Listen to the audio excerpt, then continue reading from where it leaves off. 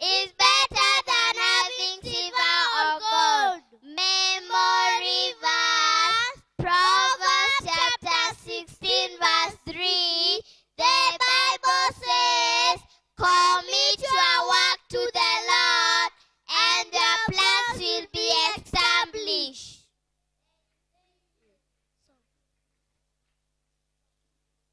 E, D, U, C, A, T, R, O, N. Education. Education is the way. Education is the way. Education is the way. Education is the way. Do you wanna be a teacher? Yes. Do you wanna be a doctor? Yes. Do you wanna be a pilot? Yes. Education is the way. Education is the way. Education is the way. Education is the way. Education is the way. Do you wanna be a lawyer? Yes. Do you wanna be a nurse? Yes. Do you wanna be a pastor? Yes. Education is the way. Education is the way. Education is the way. Education is the way. Education is the way. Thank you. Appreciate the grade ones.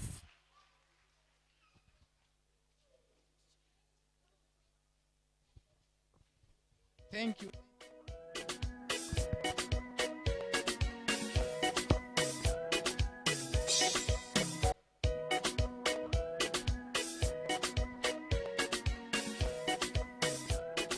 Thank you so much. Now this is the way that you are going to.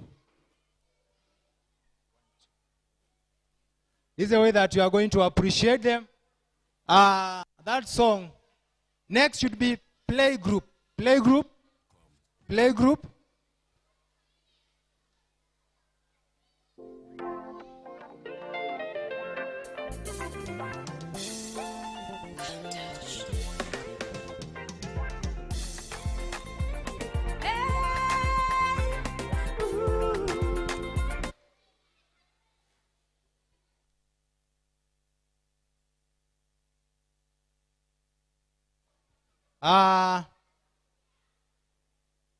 After presenting, we'll be just appreciating them.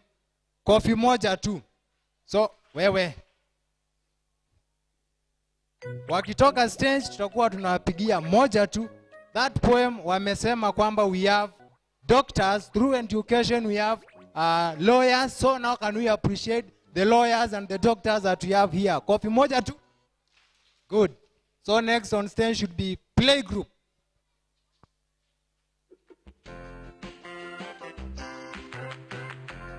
And after that, we are going to have Grant 2. Should be ready. Grant 2.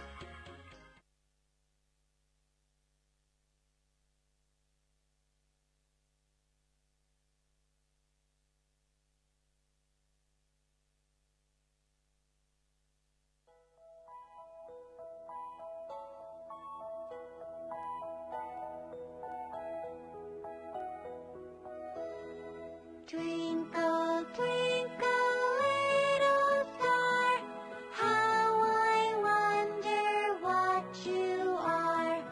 Up above the world so high, like a diamond in the sky. Twinkle, twinkle, little star, how I wonder what you are. Director, teachers, parents, and all fellow pupils, in front of you is playgroup class, ready to present you a poem. Sit back, relax, and have the banana smell. Director, teachers, parents, and our fellow pupils, in front of you is playgroup class, ready to present you a poem. Sit back, relax, and have the banana smile.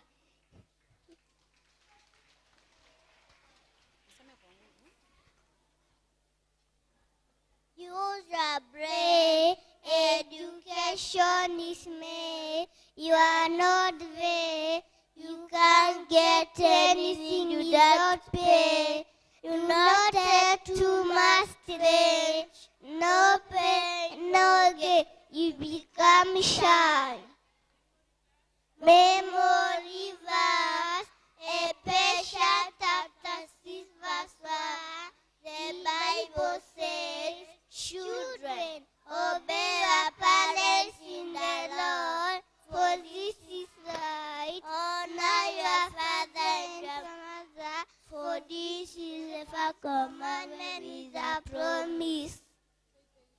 Thank you. Free music.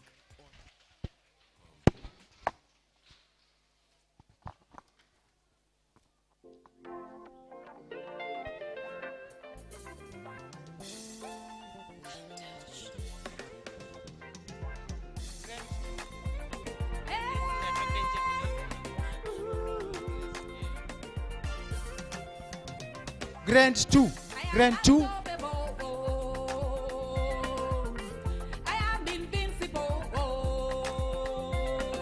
Mama Blessing. Mama Blessing unatakikana hapa nje. Mama Blessing. Grade 2, grade 2. Mama Blessing.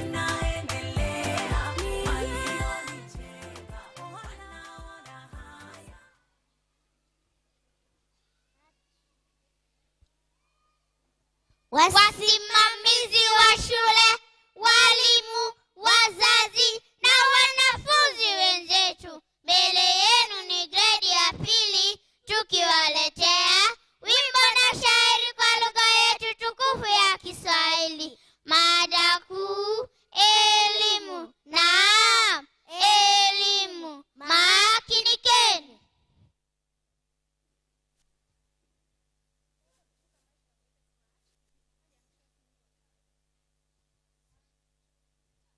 Siku ya kipekee naikumbuka daima, vile waliponileta chekechea.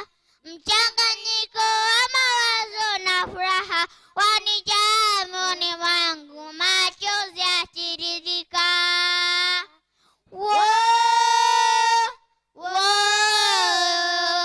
Nasi nyote msilegeze kamba ya elimu daima.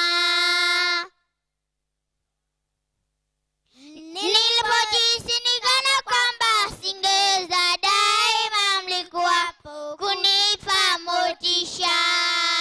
Vitabu vya kilenu mlinunua na mahitaji mengineyo mlishughulikia kweli kweli.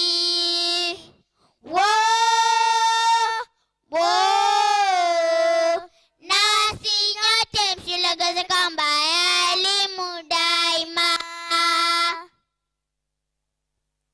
Upande wa pili mwalimu wangu alijikaza kisabuni, elimu nipate cha lazima.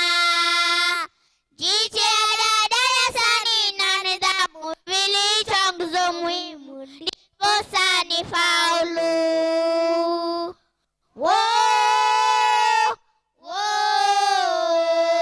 Nasi nyote msilegeze kamba ya elimu daima. Na sasa nawadia tamati, mizongo kwa kila sisi sote tuwajibike. Wavele tujukumike nguvu na wanafunzi tutoe mwanga, elimu imarike.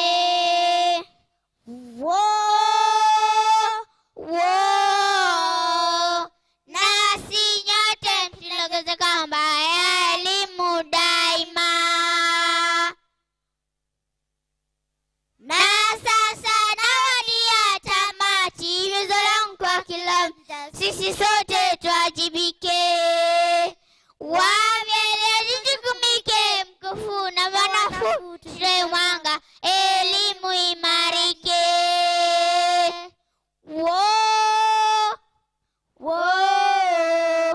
Nasi nyote msilegeze kamba ya elimu daima. Hii ni siku ya furaha kwetu sisi wanafunzi, kuiaga gredi ya pili. Mola wetu tashukuru. Likizo imewadia, nyumbani twaelekea. Umetufanikisha masomoni, Mola wetu tashukuru. Dua letu kwake Mola atuhifadhi sisi sote, tupatane mula mwingine. Mola wetu tashukuru. Asante wavele wetu, asante sana walimu, asante wanafunzi wenzetu. Mola wetu tashukuru. Shabash.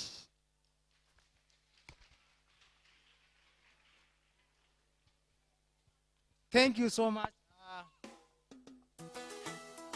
This boy was...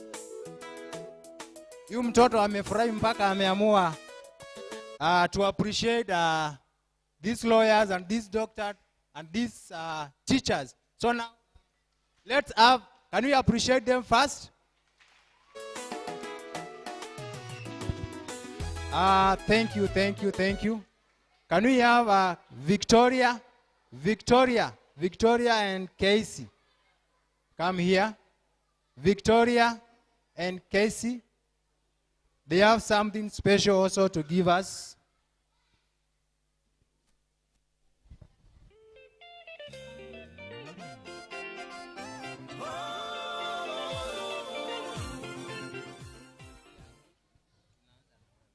Praise God. Praise God again. My name is Victoria Baraka, and I have a memory verse. Proverbs chapter 6, verse 20 to 23. It says, "My son, keep your father's command, and do not forsake the law of your mother. Bind them continually upon your heart. Tie them around your neck. When you roam, they will lead you. When you sleep, they will keep you. When you awake, they will speak with you. For the commandment is like a lamp, and the law like a light. Reproof of instructions are the way of life." Thank you.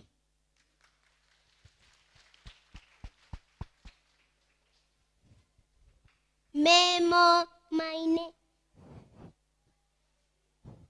Praise God. My name is Kiasi Msangi, and I have a memory verse. Memory verse, Psalms 25, verse 4. It says, "Show me your ways, O Lord. Teach me your paths."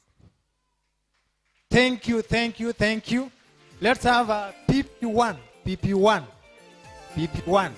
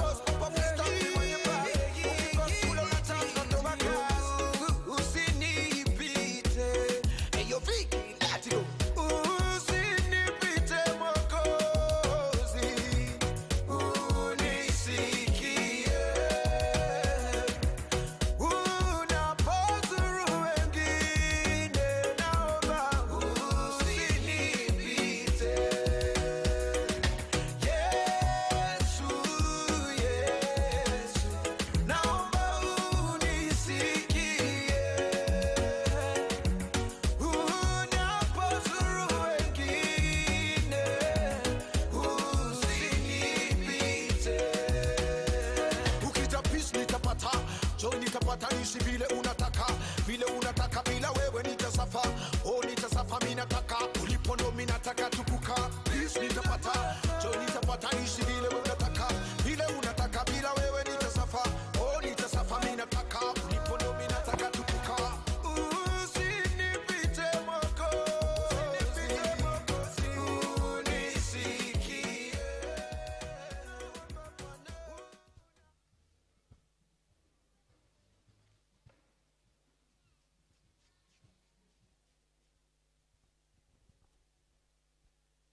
Our director, teachers, and my fellow pupils. This is PP1 class, ready to entertain you.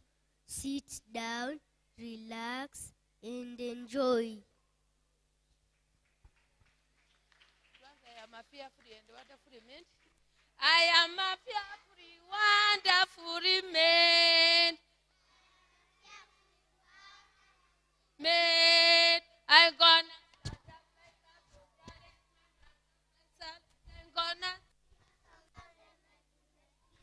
Hey. Wonderfully made. I am a fearfully, wonderfully made. I'm gonna I'm gonna sing a song and I do like this. Hey. I am a fearfully, wonderfully made. I am a fearfully, wonderfully made.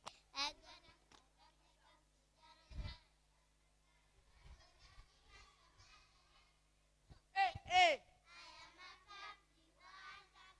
Made. I gonna fearfully, wonderfully made. I'm gonna sing a song and then memory verse. Memory verse, Philippians chapter 4, verse 13. It says,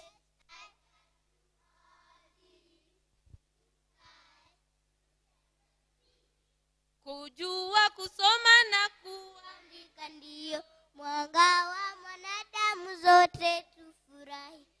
Kujua kusoma na kuandika ndio mwanga wa mwanadamu, zote tufurahi. Nyumba zile zenyu za matope, ni wewe utajenga za mawe. Kwa hivyo kujua kusoma na kuandika ndio mwanga wa mwanadamu, zote tufurahi. Ile gari nzuri ya Pajero, ni wewe utapika wazazi. Kwa hivyo kujua kusoma na kuandika ndio mwanga wa mwanadamu, zote tufurahi. Kujua kusoma na kuandika ndio mwanga wa mwanadamu, zote tufurahi. Good. Asante.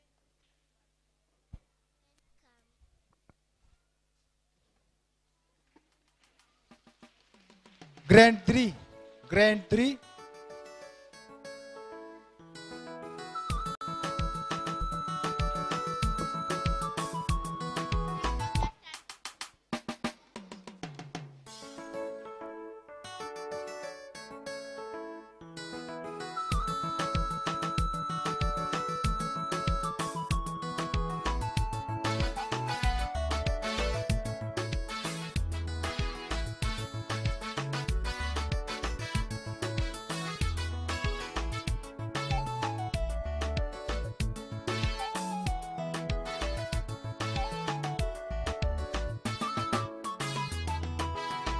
Umurungu mwinza,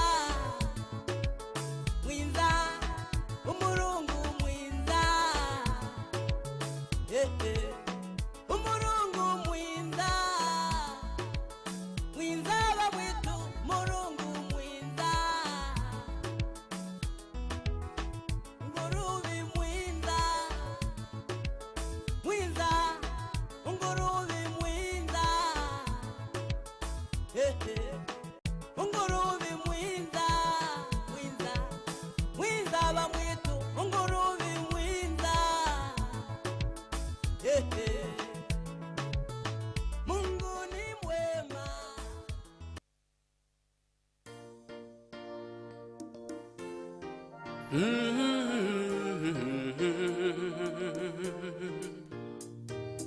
Ha ha ha, tumeuona mkono wake Bwana.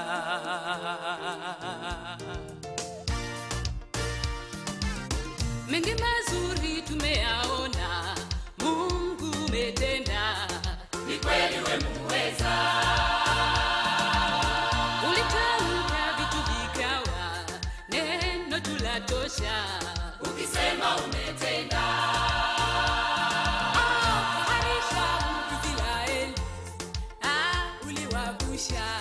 Katoa utumwani, watumishi wako umewapa yote waombayo, ikiwa umependezwa. Uamualo hakuna wa kulipinga, hakika wewe ni Mungu wa vyote. Unatawala dunia na vilivyomo, makuu umeyatenda.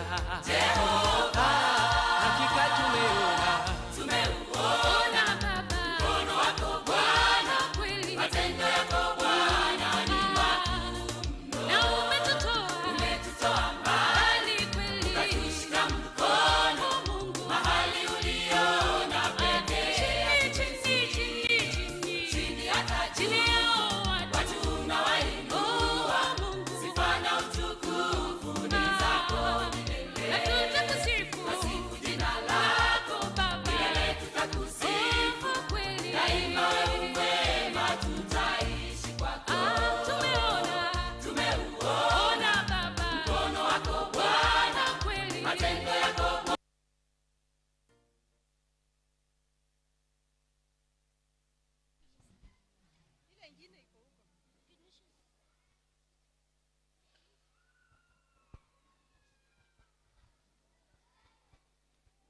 Na msiniaibishe, mfuate igilisha, sawa sawa? We, msibaki nyuma.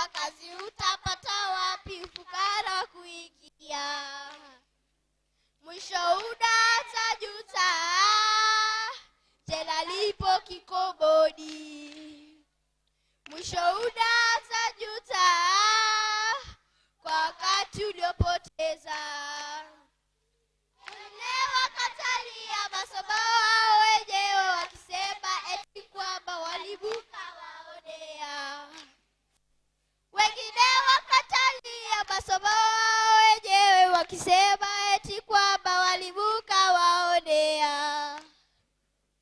Ugoiche wakitoka wanapata dikuboto, wanaanza kudogo walibuka waonea. Ugoiche wakitoka wanapata dikuboto, wanaanza kudogo na walibuka waonea.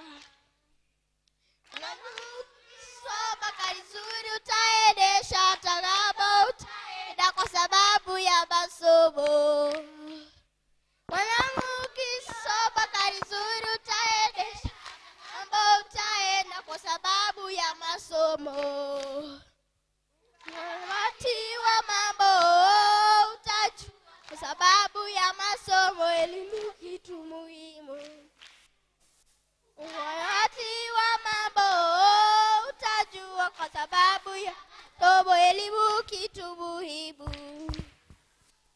Sasa jukumu kope toto haki yake chakula mavazi mahali pema pa kuishi. Sasa jukumu lako mtoto haki yake chakula mavazi na mahali pema pa kuishi. Mandili mema tupe tusijipate gerezani. Mandili mema tupe tusijipate gerezani. Wow, let's appreciate them. Let's appreciate them. That's not enough. Tuwapigie makofi. That's good, that's good. Next you should have class 5. And kidogo tu. Wazazi tumepewa class 5 you should be here. Tumepewa jukumu letu. Hawa wametuambia kwamba tuwape haki yao. Tukiwapa haki yao na haki yao ni masomo. That will be good. So next should be class 5.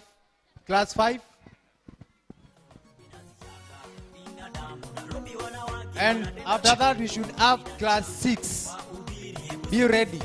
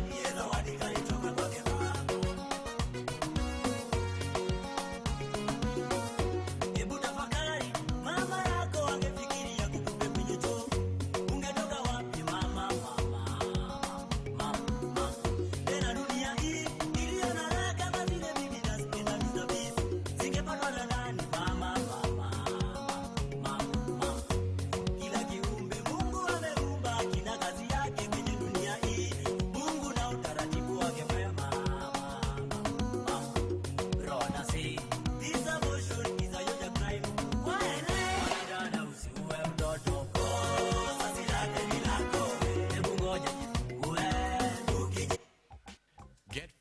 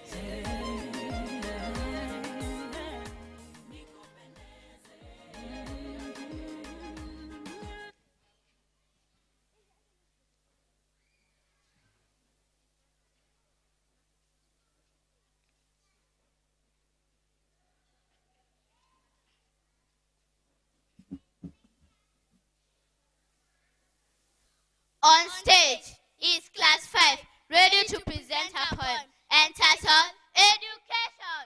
Yes, education. Sit back and be our listeners. Welcome.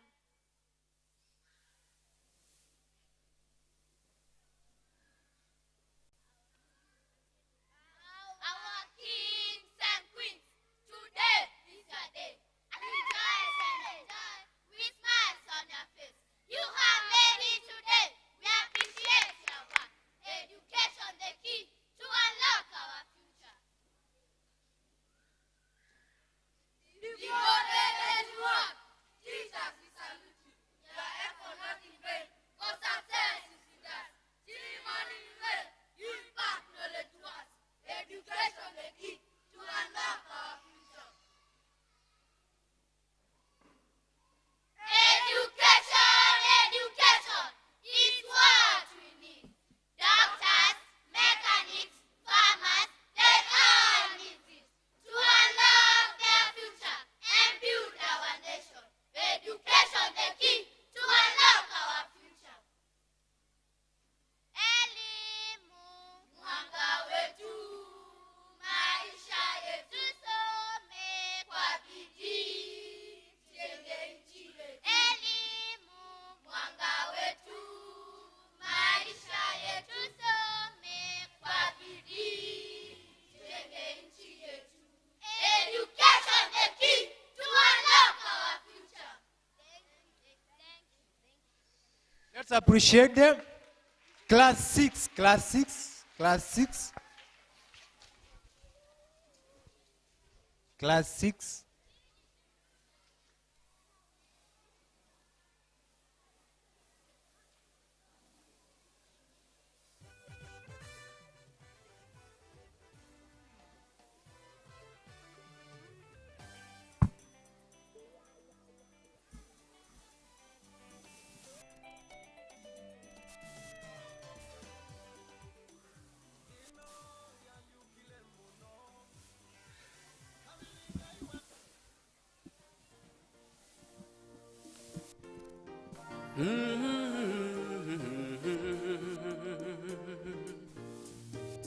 Ha, ha, ha.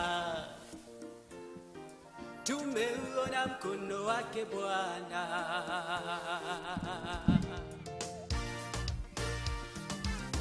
Mengi mazuri tumeyaona, Mungu umetenda. Ni kweli wewe muweza. Ulitamka vitu vikawa, neno tulatosha.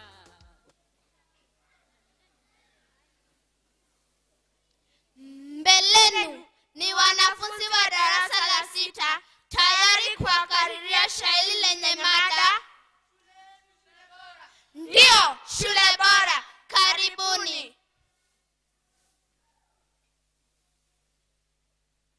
Pamoja na furaha mbaya, tukiwa wenye kweli, tueleza mbaya, kuelezea habari. Hatuendi kwa ubaya, tueleza mazuri. Shule yetu ni bora, shule ya kujivunia. Kila mwaka nenda rudi, wanafunzi wanaelewa. Kila mtu anarudi, kila jambo kuelewa. Vijana wajitahidi, kwa lile wasilojua. Shule yetu ni bora,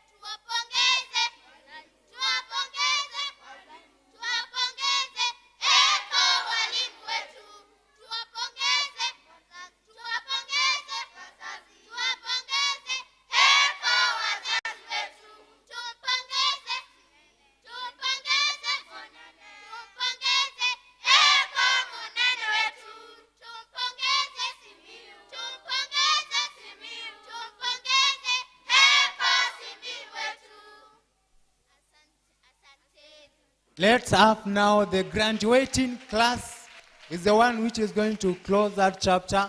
So now it's your chance. The graduating class, PP2. It's now your chance. Shoot Satan. How what we do? Shoot Satan. Cock your gun. Shoot Satan. Devil up in there. Shoot Satan. How what we do? Shoot Satan.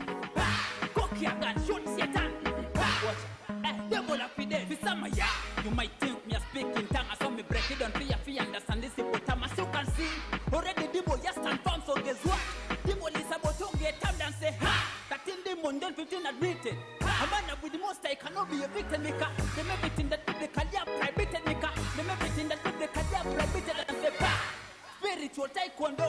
So defeated by the demon, man may say no. Proclaim Christ and this devil have been no. Proclaim Christ and this devil have been no. Me no need a six pack. Bible and me and then have to be Satan pack. What him I put together, nobody can put a pack. What him I put together, nobody can put a pack. Shoot Satan. How what we do? Shoot Satan. Cock your gun. Shoot Satan. Devil up in there. Shoot Satan. How what we do? Shoot Satan. Cock your gun. Shoot Satan. Devil up in there. When one enter into salvation, him a get the light cause the way we are born. Sons and the daughter say, the month feel bitter, angel feel better. Them not stand each other, so the way the fight start. How can you be Satan if you not read the Bible daytime? You carry Bible night. The caboclo remember this. Satan and the Stephen and the cool and between you and the man. There is a big back also. Cock your gun if you finish what you began. Don't ask squab one. Devil up the run. When you see demon, don't think to pull up the trigger. No matter what, don't let your faith be triggered. Shoot Satan. How what we do? Shoot Satan. Cock your gun. Shoot Satan. Devil up in there. Shoot Satan. How what we do? Shoot Satan. Cock your gun. Shoot Satan.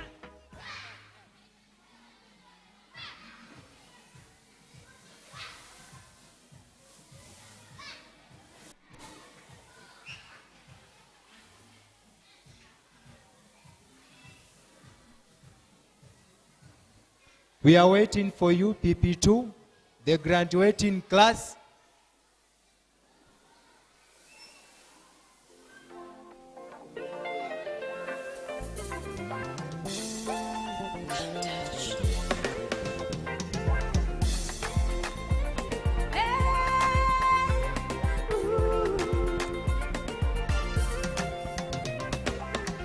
I am unstoppable. I am invincible.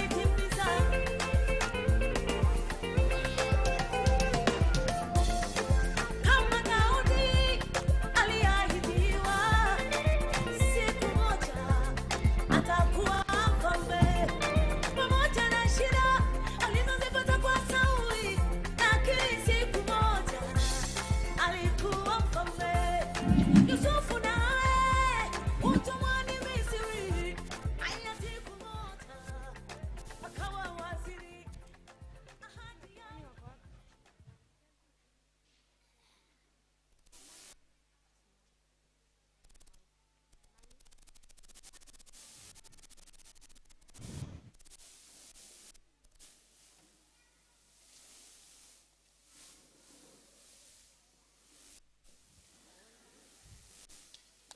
Welcome our visitors. We salute you in love. Sit and relax.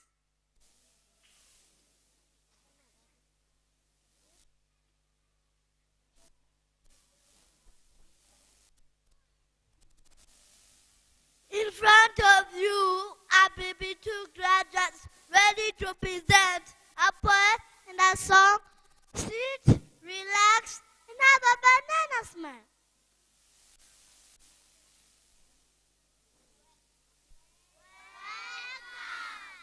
Welcome to Newdawn Academy. People say, I don't know how to read, but this is my head, this is my eye, this is my ear, this is my nose, this is my mouth, this is my shoulder, this is my hand, this is my stomach, and this is my leg. Thank you, Lord, for creating me the way I am. Thank you, Lord, for giving back to me. Thank you, Lord, for taking me to school. Thank you, teachers, for teaching me.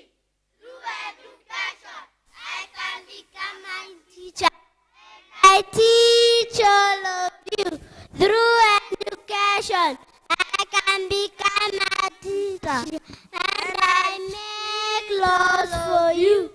Through education, I can become a pilot. And I fly over the country. Through education, I can become an engineer. And I make laws for you. Thank you, thank you, thank you, everyone.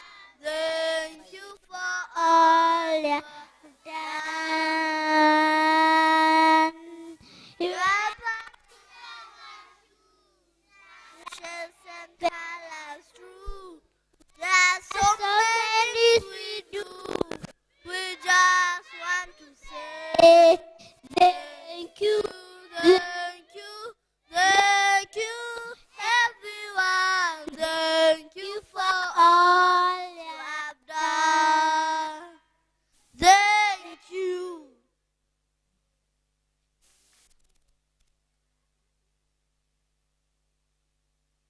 Walio mbele yenu ni wanachekechea.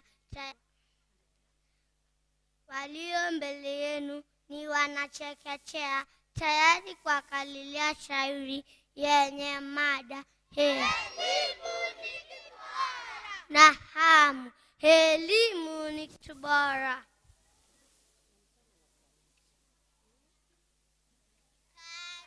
Karibuni, nitasoma kwa bidii, niwe mwalimu. Ujinga ukiingia na kufukuza mara moja. Ewe kaka, ewe dada, elimu ni kitu bora. Nitasoma kwa bidii, niwe daktari.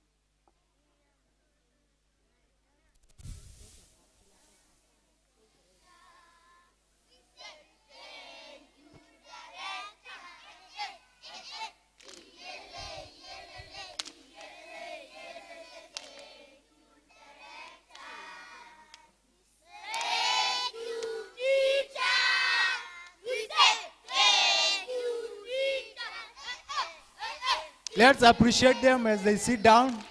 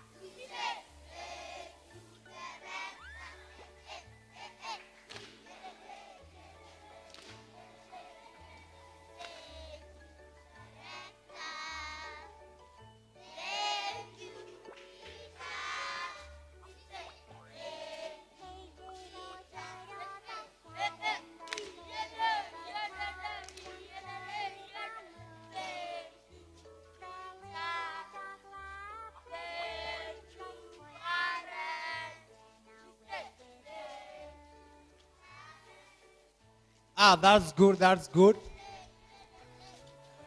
Tuendelee na kuwapigia makofi wanapoketi. Thank you so much, the grand ones. Now we have come now to a very important section. That is now awarding of certificate. Now I know you have flowers, you have something to give to your child, but you'll be given the order that you are going to follow.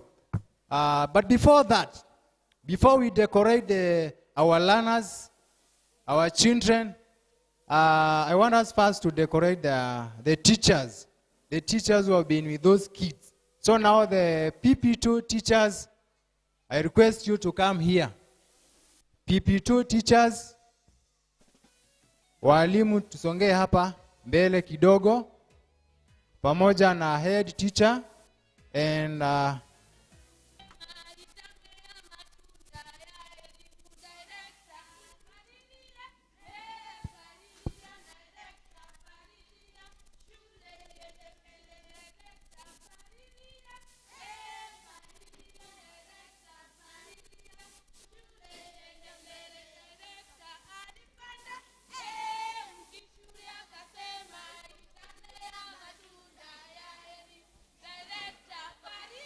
we also appreciate them.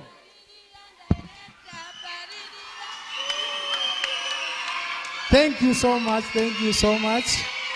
From there now we are going to the head teacher.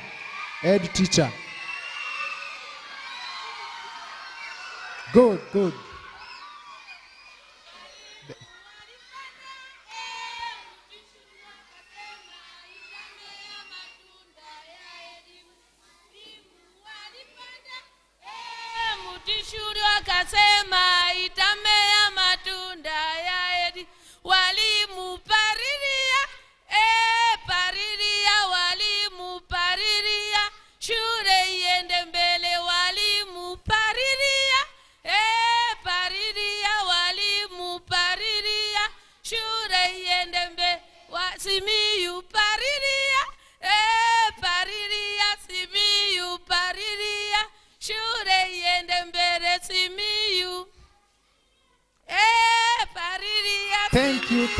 Thank you so much.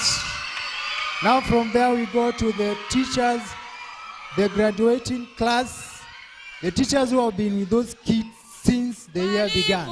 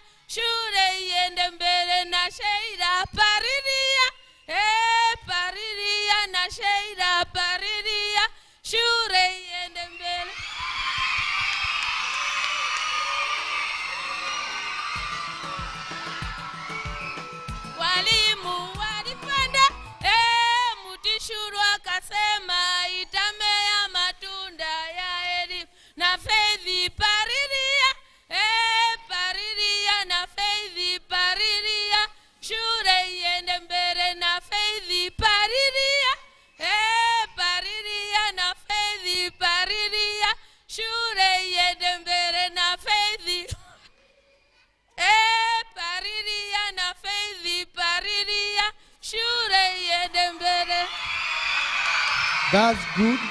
Thank you so much. Thank you so much. Thank you. Now from there we are going to the awarding of certificates, the very important section. And there now I'm going to call Teacher Connie. You are the one who is going to lead us in that section. And we will be given the order that you are going to follow. So the instruction, kindly let us follow what will be taught to do. So Madam Connie, karibu. Thank you so much, Teacher Geoffrey. Children, can you maintain silence?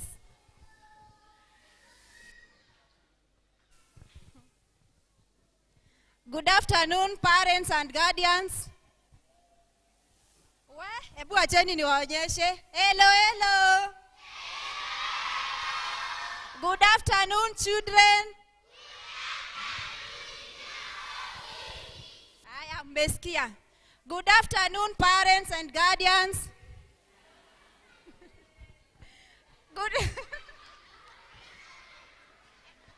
Good afternoon once more. Wow, that's better. Okay. Mine is first to thank you all for making time to come here and grace this occasion. It is a day that we have been waiting for, and we thank God for it.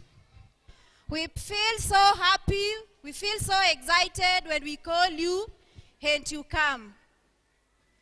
I also want to congratulate the PP2 parents. We have been with them for the last 3 years, and it's not easy. So congratulations to you, our dear PP2 parents. Okay, now we have come to the time that we have been all waiting for, the graduation time. This is where we are going to award our children for completing the pre-primary course.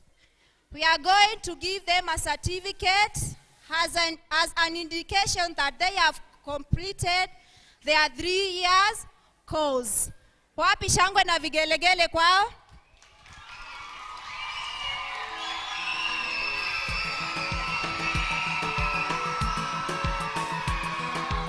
Okay, that's enough.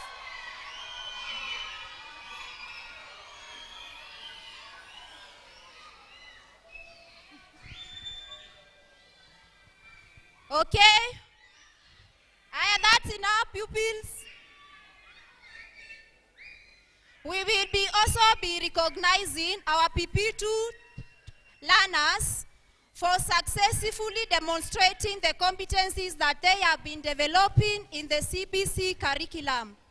As we know, we are in a CBC, we are in a new curriculum. And the plans that we plan for them as teachers, they are geared towards developing certain competencies, skills, and values. Last time venye tulikuwa hapa niliwafunza the 7 competencies of the new curriculum. Can you remember them? Kuna moja mwenye anaweza kumbuka moja yenye niliwafunza? Our parents. In the new curriculum, there are some competencies that we are developing in these young children. And that's why I'm telling you that they have developed some of these competencies. Out of the 7, unapata mtoto amedevelop at least 2 or more. So because of that, we are going to award them for such an accomplishments. Let's appreciate them.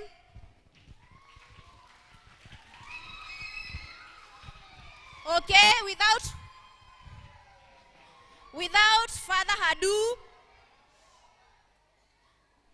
further ado, I welcome our head teacher, Mr. Simiu. Happy director.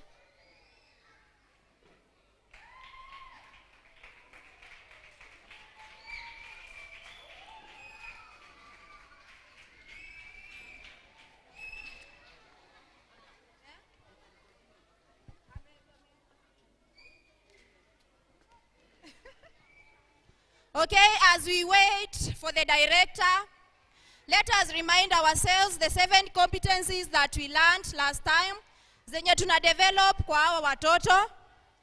Children, mtanyamaza. Number one, make number one. Make number one. Make number one. So parents, let's remind ourselves. Oh, our director is here. Let's remind ourselves the 7 competencies that we learned last time. I told you that the first competency that we are developing in these young children is digital literacy. Na hiyo ndio nawapea assignment na yake. Juu mmesahau na zile niliwafunza. You are going to use your phone to Google the 7 core competencies of the new curriculum. You are going to use your smartphone. That is what we call digital literacy. You use mambo ya kujidijitali kufanya nini? Kusoma.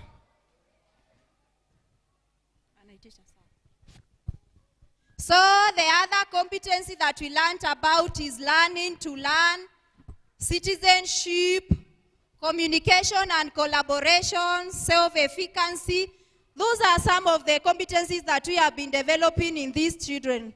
So without much ado, I welcome our head teacher, Mr. Simiyu, together with our director, Reverend Samuel Munene, to come and award the certificate to our PP2 graduates. Let's welcome them with a hand clap.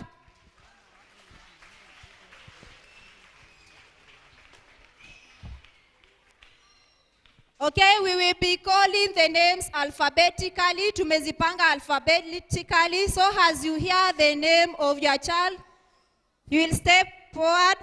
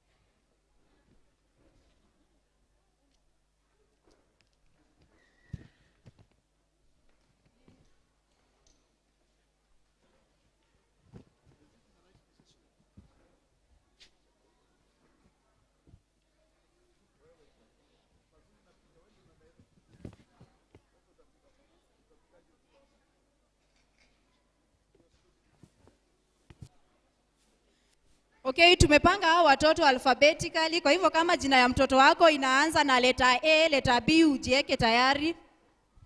As we wait for the director to prepare himself.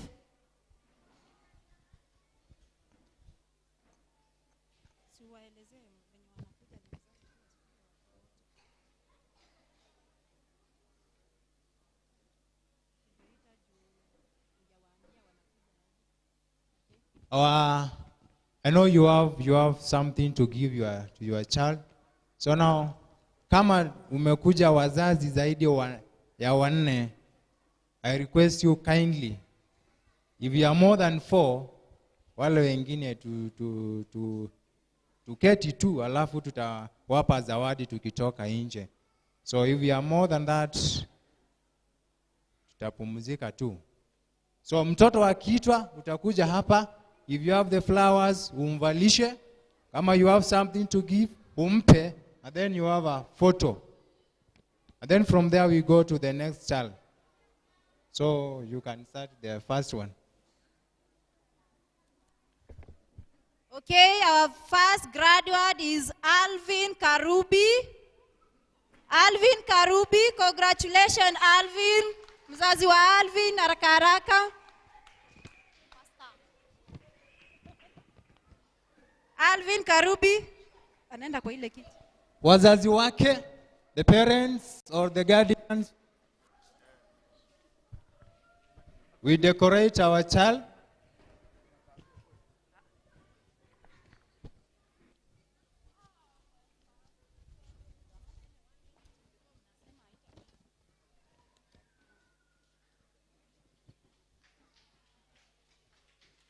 Congratulations, Alvin Karubi.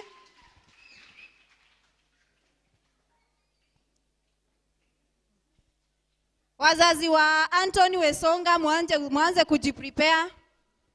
Anthony Wesonga. That's good.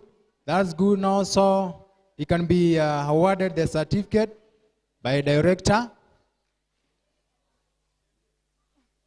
Akae tu hapo.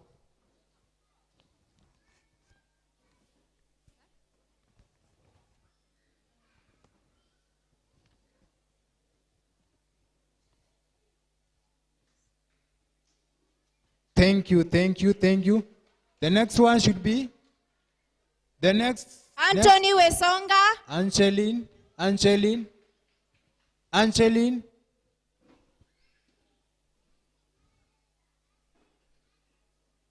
Congratulations, Anthony Wesonga. Mpigeni makofi.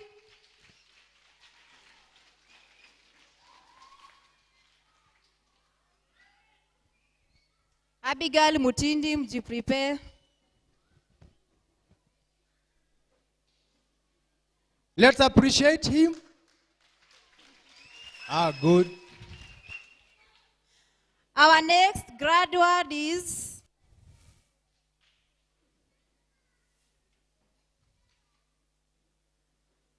Abigail Mutindi. Congratulations, Abigail Mutindi. Abigail. Pigeni makofi. Parents, let's appreciate these learners.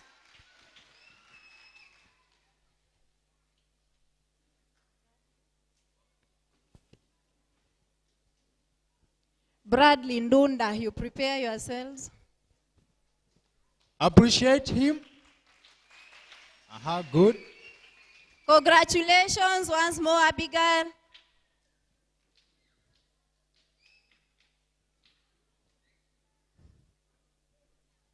Next. Bradley Ndunda.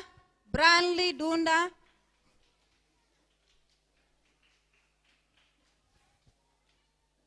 Good.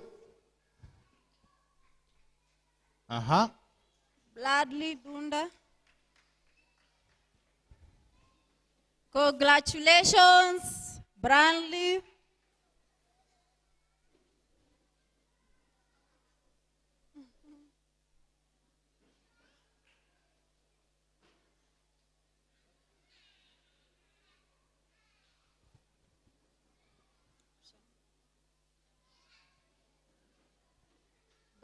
Brandon, mjiprepare.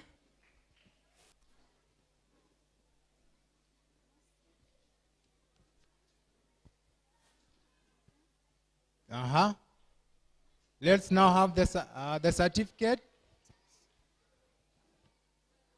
Let's now have the certificate.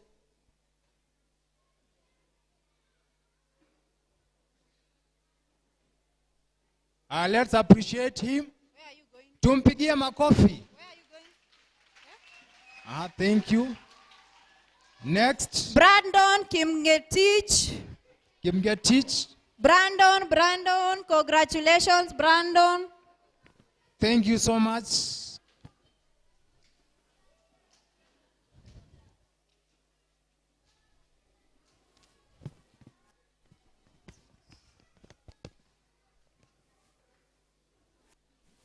After that, the next one should be Brayson Muchori, you prepare yourself.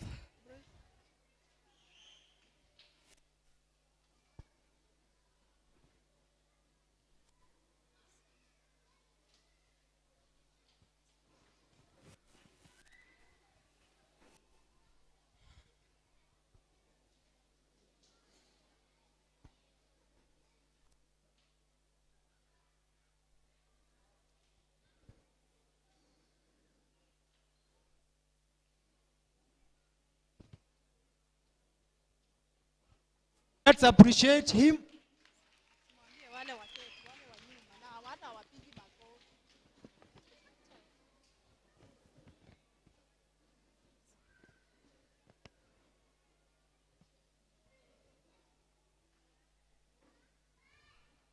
Good.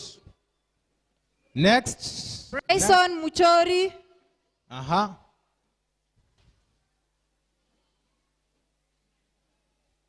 Amshangilia watoto. Let's appreciate Shangilieni watoto, them. appreciate them.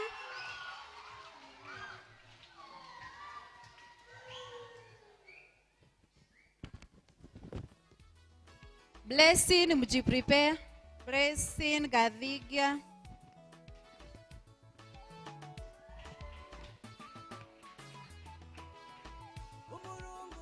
Shangilieni blessings.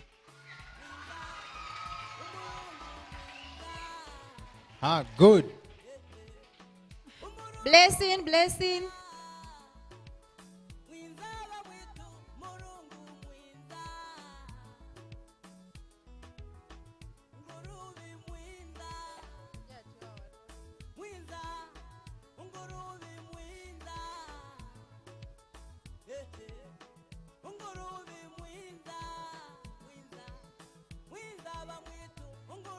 Thank you, thank you. Let's appreciate him. Blessing.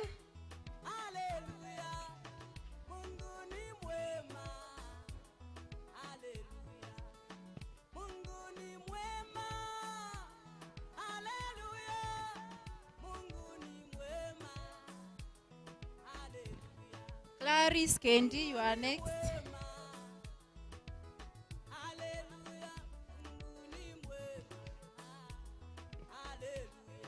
Wapi shangwe na vigelegele for blessing?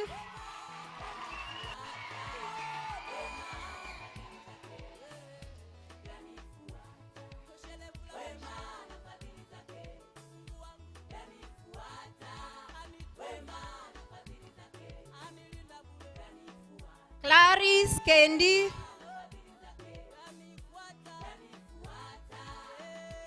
Clarice Kendi.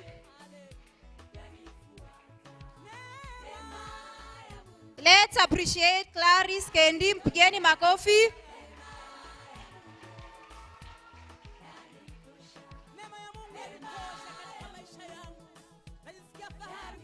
Dennis Maru, you are next.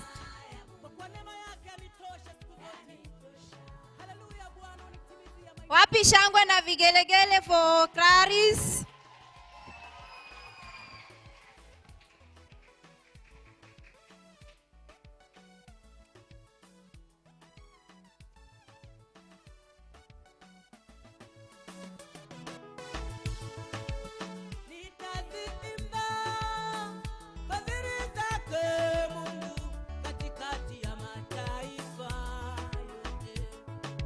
Okay, our next graduate is Dennis Maru. Dennis Maru.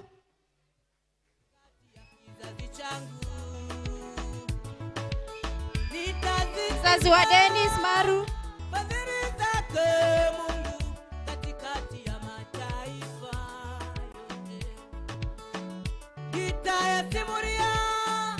After Dennis is Daniela's. What Daniela's, you prepare yourself.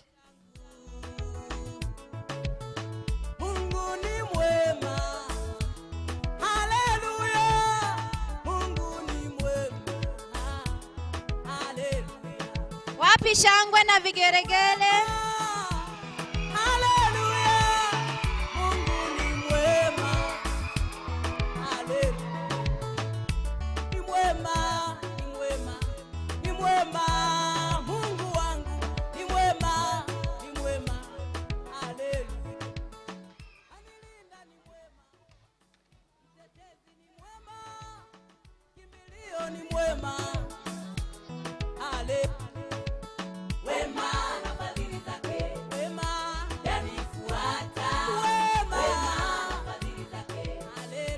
Okay, congratulations, Dennis. Daniela's Munene.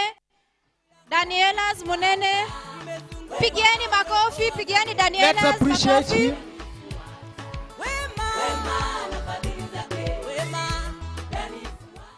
Eric Mbindio, you are next.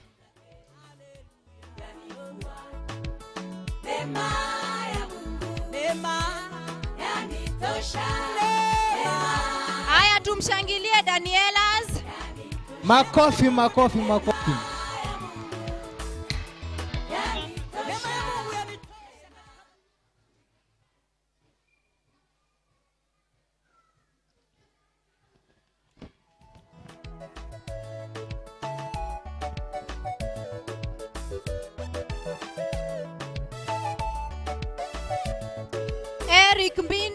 Eric Mbindio. Wapi mzazi wa Eric? Eric. Mzazi wa Eric. Mzazi wa Eric Mbindio.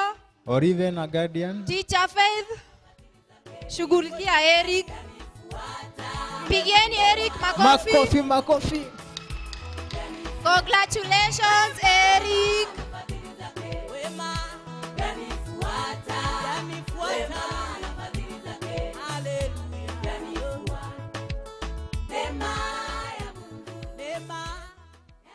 Pigieni Eric makofi. Kofi kwa Eric.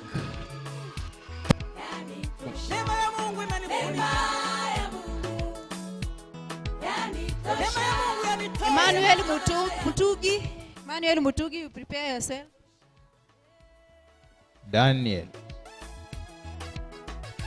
Okay, our next graduate is Emmanuel Mutugi. Pigieni Emmanuel makofi. Emmanuel. Wapi shangwe na vigelegele? Congratulations, Emmanuel.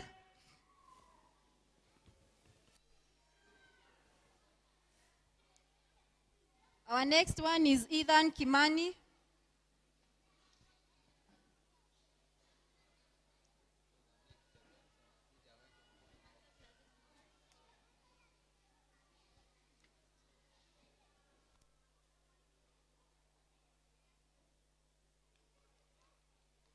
Wapi shangwe na vigelegele?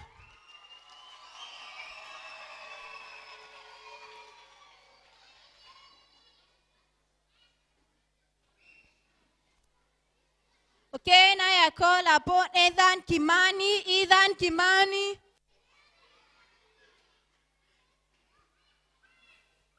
Pigieni Ethan makofi.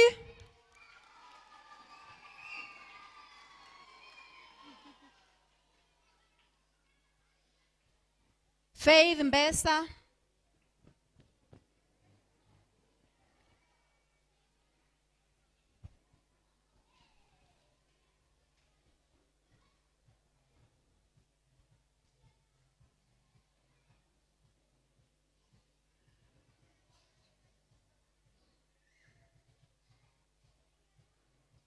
Okay, congratulations, Ethan.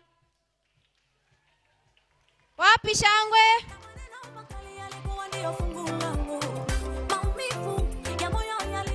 Faith Mbesa.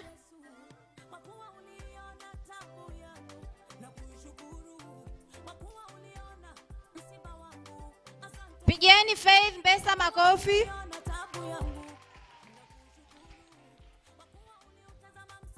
Hello. Ampigi makofi, mnapiga makelele.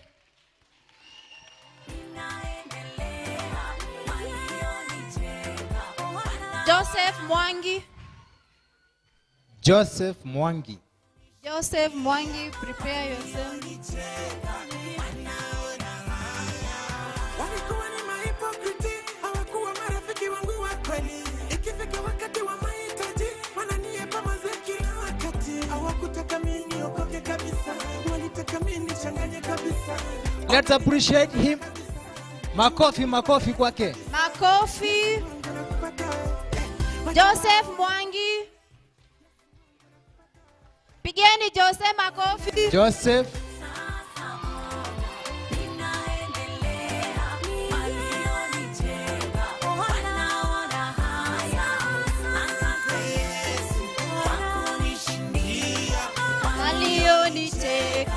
Wanaona haya.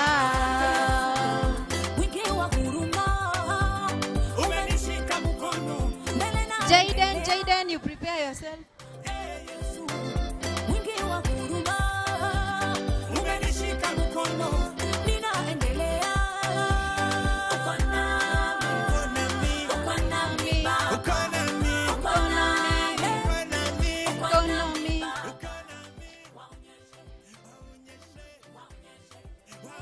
Jaden Amboko. Pigieni makofi. Pigieni Jaden Amboko makofi. Uko nami. Hallelujah. Uko nami. Uko nami. Uko nami. Waonyeshe waone.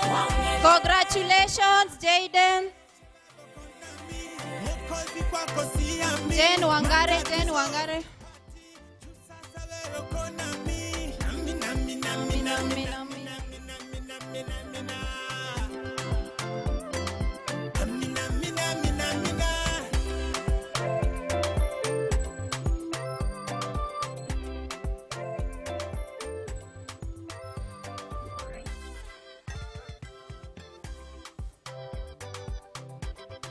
Okay, our next graduate is Jen Wangare.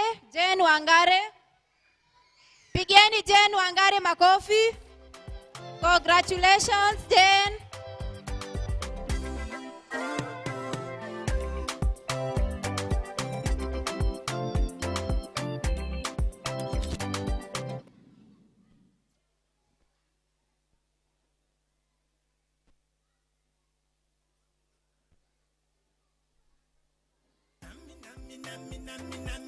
Keisha, Lily, you prepare yourself. Masimango na maneno makali yalikuwa ndio fungu langu. Shida, tabu viliumiza sana moyo wangu. Masimango na maneno makali yalikuwa ndio fungu langu. Maumivu ya moyo yaliinamisha nafsi yangu.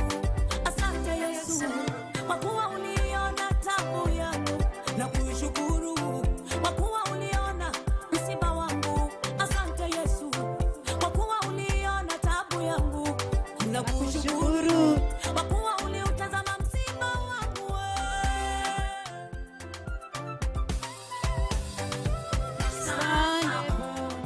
Ninaendelea, walionicheka wanaona haya. Asante Yesu kwa kunishindia, walionicheka wanaona. Keisha, Keisha.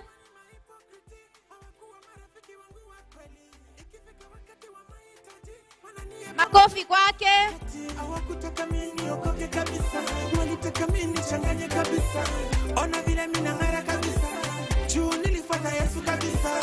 Yesu wangu nakupata wewe, wacha wao waende na rieng. Yesu wangu nakupata. Kesli, mjitayarishe wazazi wa Kesli, Musangi. Walionicheka wanaona haya. Asante Yesu kwa kunishindia, walionicheka wanaona haya. Wingi wa huruma Umenishika mkono, mbele naendelea. Yesu, wingi wa huruma. umenishika mkono, ninaendelea. Uko nami, Uko nami, uko nami, uko nami, uko nami, uko nami. uko nami. Waoneshe, Waonyeshe, waoneshe.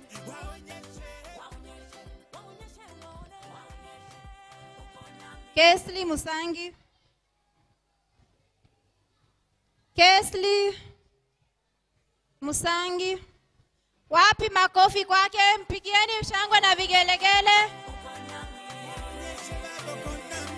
Mwokozi kwako siami, matatizo sipati, juu sasa wewe uko nami. Nami, nami, nami, nami, nami, nami, nami, nami, nami, na. Matthew Kisenge, you prepare yourselves.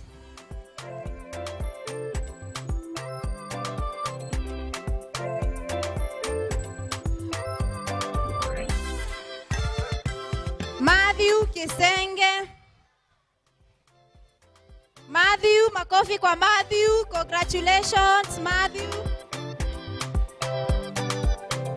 Pigieni Matthew makofi, shangwe na deremo.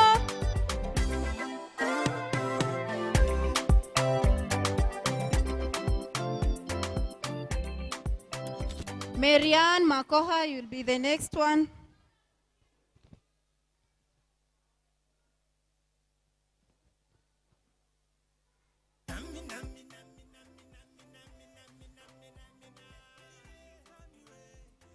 Makofi kwa Matthew Kisenge.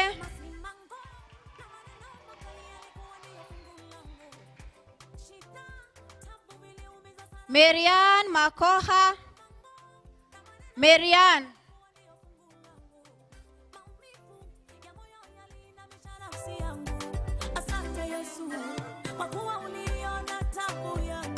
Nakushukuru.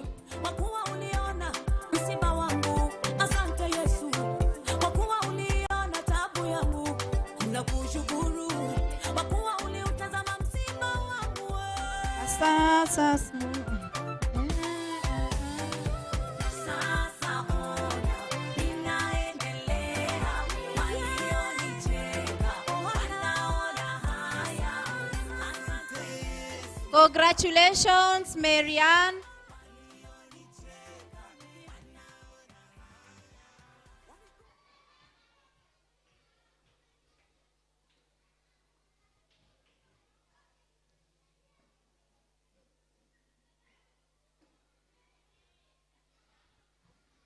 Matthew Mutunga.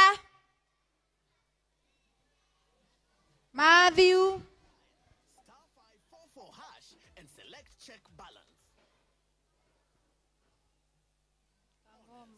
For you.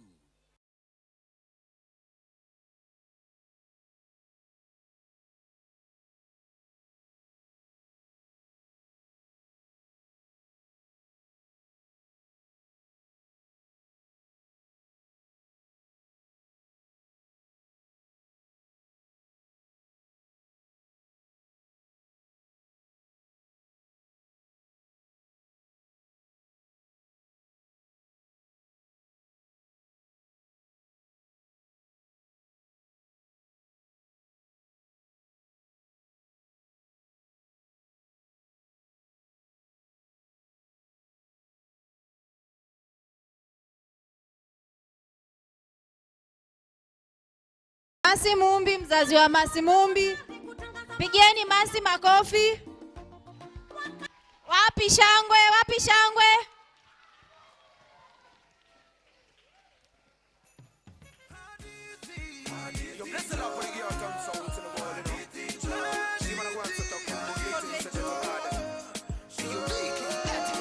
Kuna bwana mmoja wa kichaa alipenda kuomba chakula kwa mama fulani. Paul Kinyanjui, mzazi wa Paul Kinyanjui, jitayarishe. Siku moja yule mama alipanga amtilie sumu. Yule wazimu wa kila afe aondoke kabisa. Kule njiani alipotana na watoto wa yule mama, akawagawanyia kile chakula. Watoto wake wakala wakafa, yule wazimu akabaki mzima. Ishara kwamba unayoyatenda unajitenda. Paul Kinyanjui. Watoto wake wakala wakafa, yule wazimu akabaki mzima. Ishara kwamba unayoyatenda unajitendea mwenyewe. Ukitenda mema unajitendea mwenyewe. Pigieni Paul Kinyanjui makofi. Mwenyewe. Ukitenda mema unajitendea mwenyewe. Ukitenda maovu unajitendea mwenyewe. Salimia watu pesa wisha. Gari upate panja. Hizo ni vitu za dunia. Hichi kidole nacho wanyoshea watu. Vingine vinne ninajinyoshea mwenyewe. Precious Nekishon. Precious. Vingine vinne ninajinyoshea mwenyewe. Precious. Wanazungumza nao juu ya wenzangu. Wanazungumza nao juu yangu mimi. Na wazungumza nao juu ya wengine jamani. Wanazungumza nao juu yangu mimi. Tenda mema ondoka uende.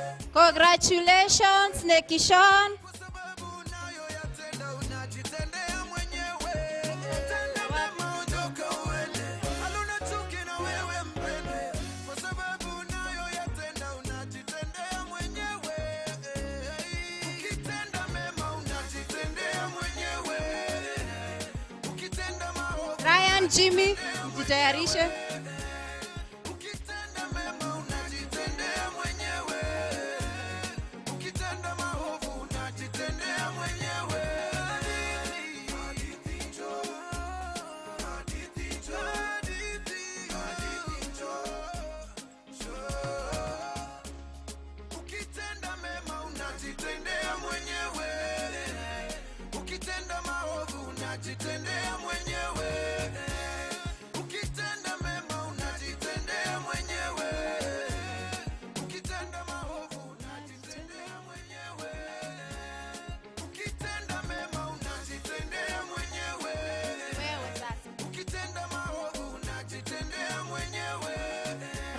turn, Jimmy. Jimmy.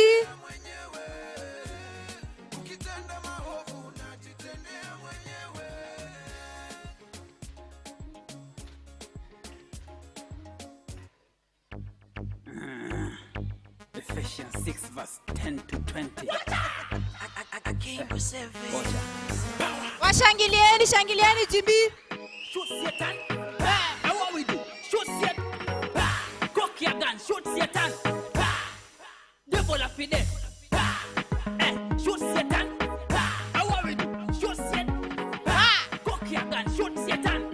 Watch out. Devil up in there. For some of ya, you might think me a speaking tongue. I saw me break it down. Fear understand this hypotamus. You can see. Recho Katunge, you prepare yourself. Say, ha! 13 demon, then 15 admitted. A man with the most I cannot be a victim maker. Them everything that biblically are prohibited maker. Them everything that biblically are prohibited and say, bah! Spiritual taekwondo. So defeated by the demon, man may say no. Proclaim Christ and this devil have been no. Proclaim Christ and this devil have been no. Bah! Me no need a six pack. Bible and me and then have to be Satan pack. What him put together, nobody can put a pack. What him put together, nobody can put a pack. Shoot Satan. How what we do? Shoot Satan. Cock your gun. Shoot Satan. Devil up in there. Shoot Satan. Shoot Satan. Congratulations, Jimmy. Shoot Satan. Devil up in there. When one enter into salvation, him get the light cause the way we are born. Sons and the daughter say, demon feel bitter, angel feel better. Them not stand each other, so the way the fight start. How can you be Rachel Katunge. Rachel. Wapi makofi kwa Rachel? Rachel, wazazi wa Rachel. Rachel. After Rachel, we should have who? After Rachel is Richard Gadhua. So wazazi wake Wazazi wa wajitayarishe. Richard Gadhua, you prepare yourselves.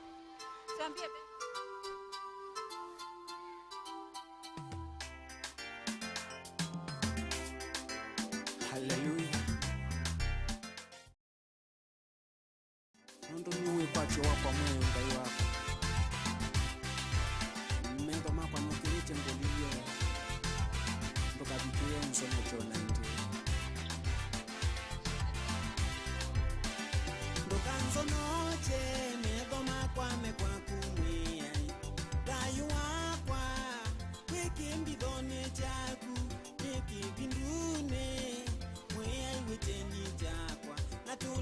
Wapi shangwe na vigelegele kwa Katunge? Yeni Katunge makofi. Richard Gadhua. Richard Gadhua. Mercy, hurry up, you grace your brother. Richard. Pigeni Richard makofi.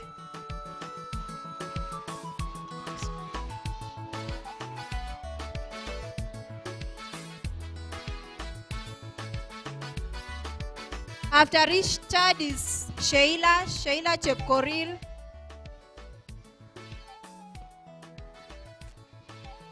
Wazazi wa Sheila wajipange.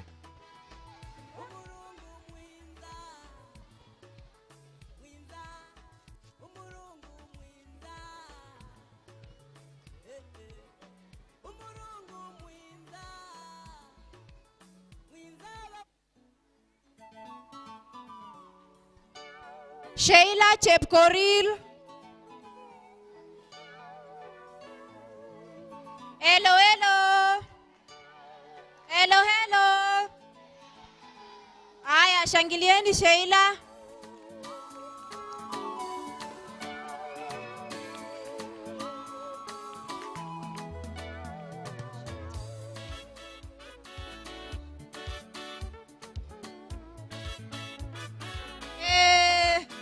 Nani anaweza kutibu maumivu ya moyo? Moyo unauma.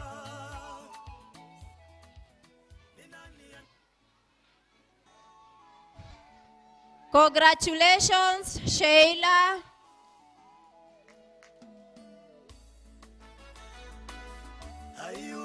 Charlene, Daisy, parents, you prepare yourselves.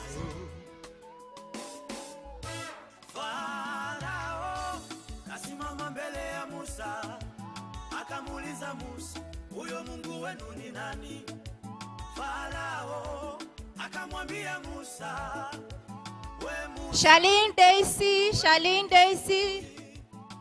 moyo wa Farao ulikuwa mgumu sana kumuelewa Mungu wa mbinguni. Pigeni Charlene makofi. Mgumu sana kumuamini Mungu wa mbinguni. Mungu kamupiga Farao kama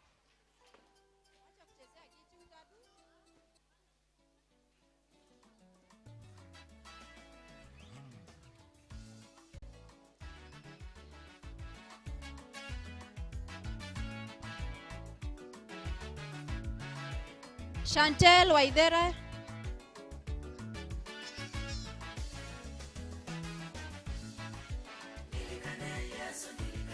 Congrats, Charlene.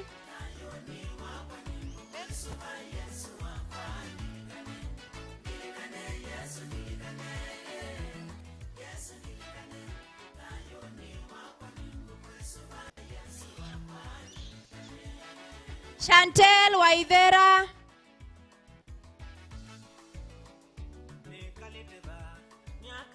Chantel Waithera.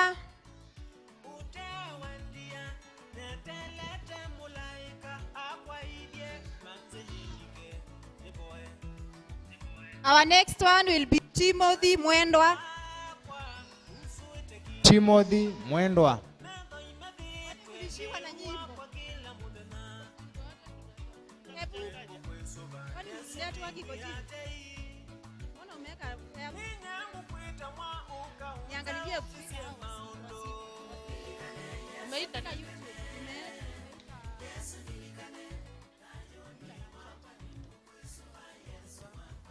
Timothy Mwendwa should be the next.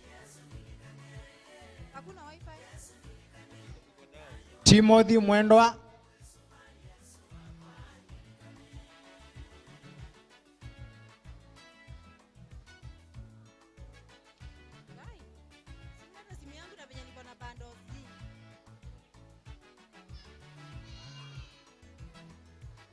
Timothy.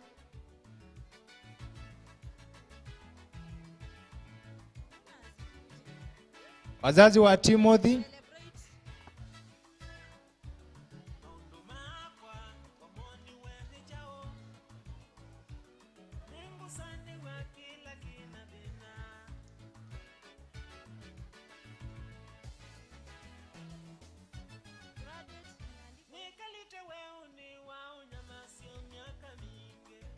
After Timothy is Tamara. Tamara, you prepare yourself.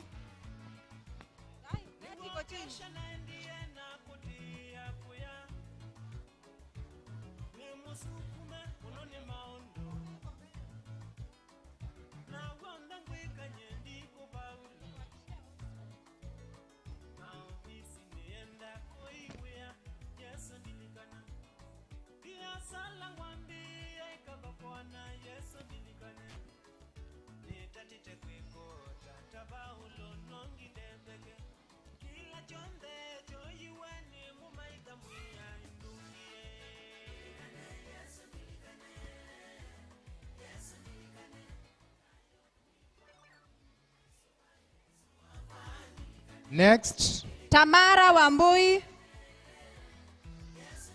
Pigeni Tamara makofi.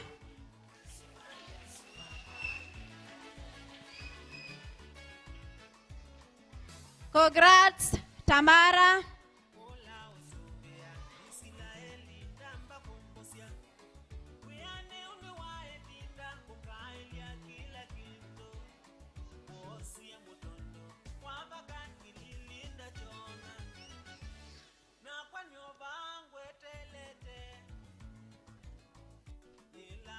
Wazazi wa Victoria, Hamani, you get ready.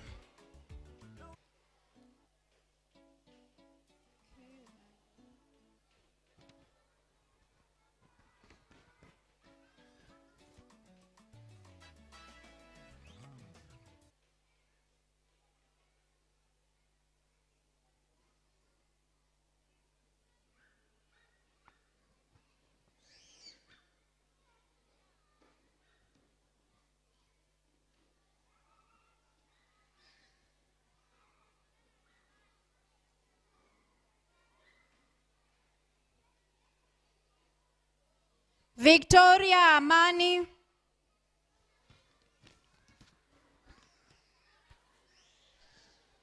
Victoria.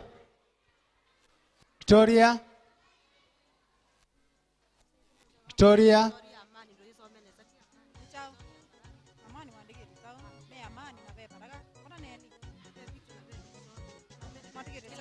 Wazazi wa Victoria.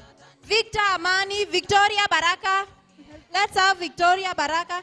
Na nyuma andike kwa huni.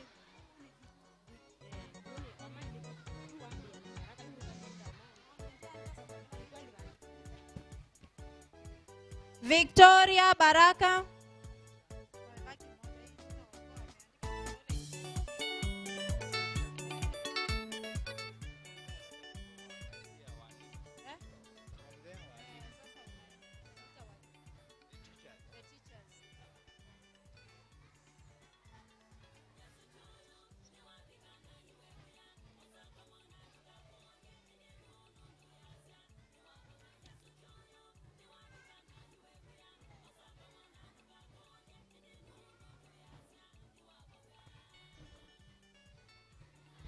Congratulations, Victoria.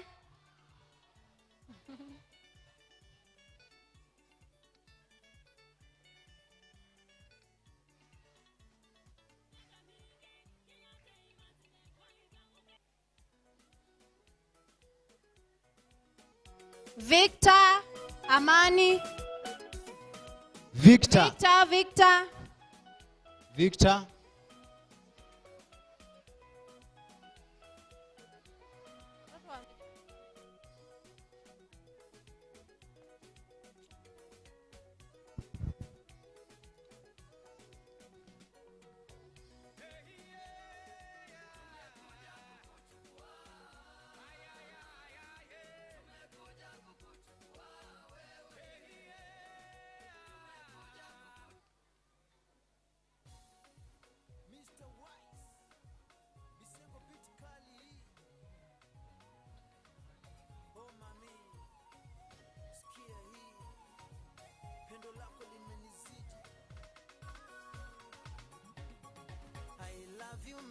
Nuwe wandete dunia takeka tuwe mother Mr. Wise ndira dunia. I love you, oh mommy, I love you, I love you, oh mommy, I love you, mommy, yeah. I love you, mommy, yeah. I love you, mommy, yeah. I love you, mommy, yeah. I love you. Wanzia yevinani no kande avinani konguye ikenda no kanzia yavinani ukavinika munovyo nondo wa kwa mami. Okay, now let us recognize the wonderful teachers who have been taken through the PP2 class. Tushangilie walimu wetu as they come to receive their certificates. Teachers. Shangilieni for the walimu. graduating class. Madam Faith and Sheila. Pigieni Teacher Sheila makofi na vigelegele. Teacher Faith, sogea mbele.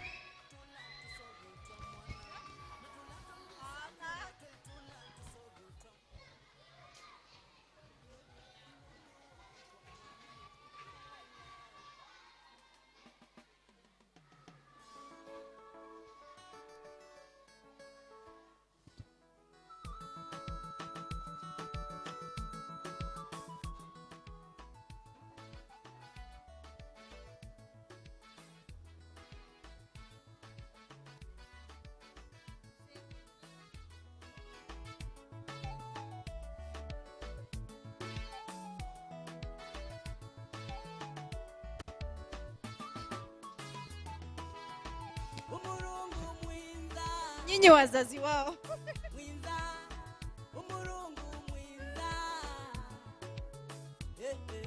Okay, congratulations Teacher Sheila. Makofi kwake. Aha. Teacher Faith.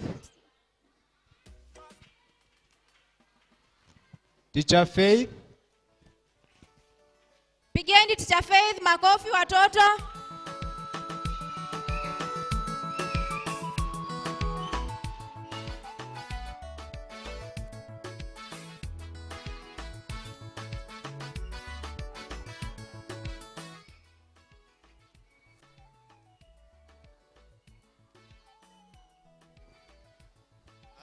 Thank you so much.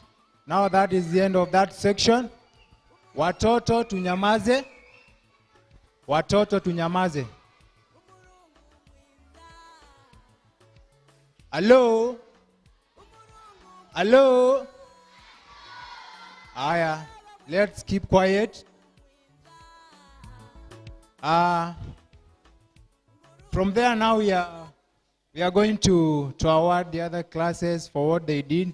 Now parents, as you know very well, now the education system has changed. We have now the CBC and we also have the 844 system. So now in the CBC classes, from playgroup up to grade 4, we know very well that we are not supposed, we don't rank them. Kila mwanafunzi kuanzia playgroup mpaka grade 4 au wanafunzi, because of the CBC, kila mtoto anafanya kazi zuri because it is practical. So now mtoto akifika nyumbani usimuulize wewe ulikuwa namba. I know that one, you know very well. Kwa hivyo hao watoto wote playgroup mpaka grade 4 ambao wako nyumbani, kila mwanafunzi akifanya kazi anafanya kazi ambayo inapendeza. So now there we are going to award all learners in those classes because, or in those grades. Hatutaita mmoja hapa sababu wote wamefanya kazi ambayo inapendeza. Playgroup PP1 and PP2. I will call upon the teacher Isabella. Teacher Isabella, where are you? And Madam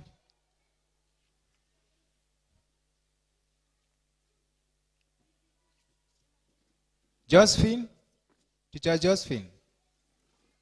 Come here, you award the playgroup PP1 and PP2 together. You give them the awards. Mwalimu wao atawapelekea darasani. Sababu wote wamefanya kazi ambayo inapendeza. Let's appreciate them. Let's appreciate them. That's good. Now from there I will call class teacher grade 1. Class teacher grade 1. Class teacher grade 1.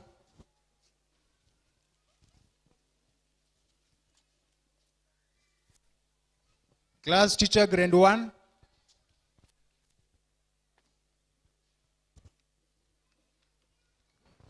So now, teacher Mother, you will represent the grade 1, grade 2, and grade 3. Thank you so much. Let's appreciate them. Thank you, thank you.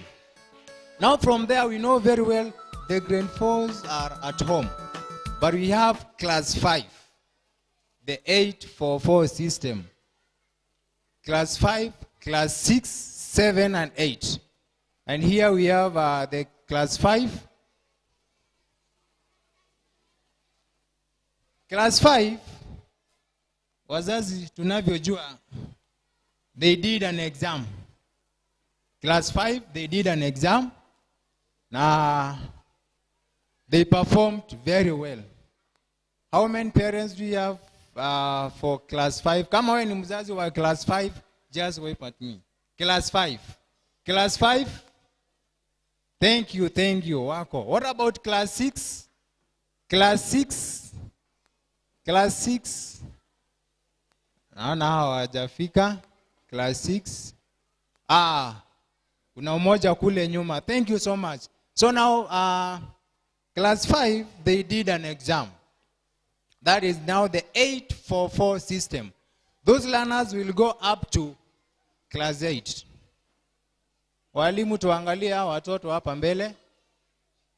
Class 5 will go up to class 8. So now, they are now in the 844 system. So we must rank them.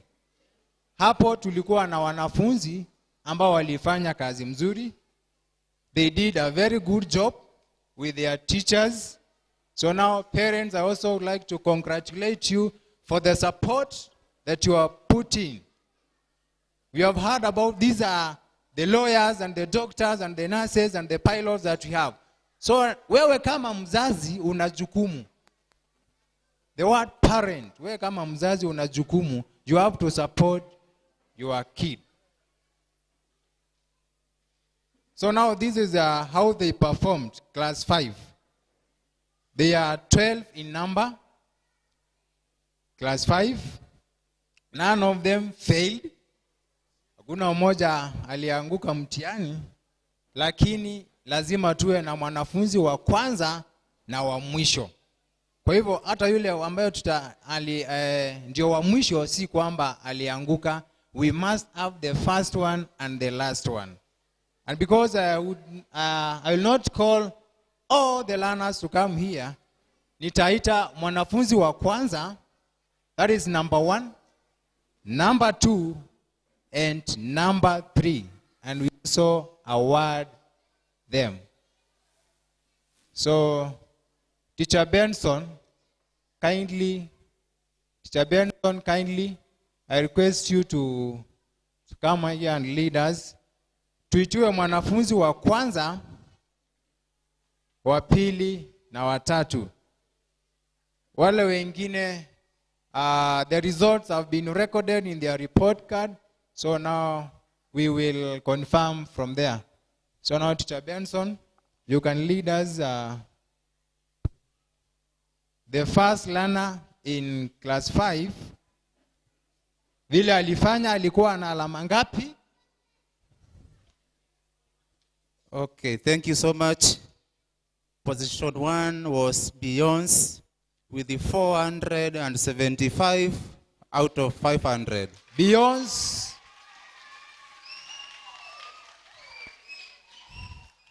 Position 2 was Alvin Chege with the 451.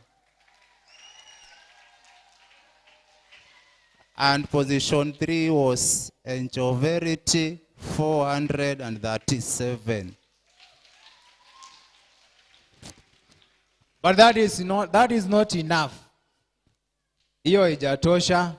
Let's now appreciate them. 1, 2, 3, go. So now I would call Madam Josephine, your award number 1. Number 1 in class 5.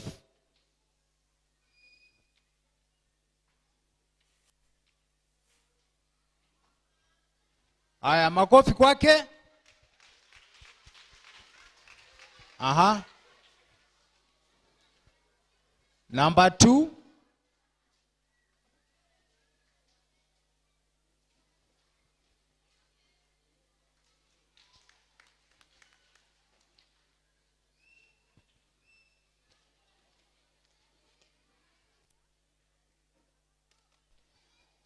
Let's appreciate them once more. Thank you so much. Thank you so much. Kuna wazazi wa watoto hapa. If you know your kid is here, you can come here. Wazazi wao kuna mmoja ambaye amefika. You will represent all the parents, eh?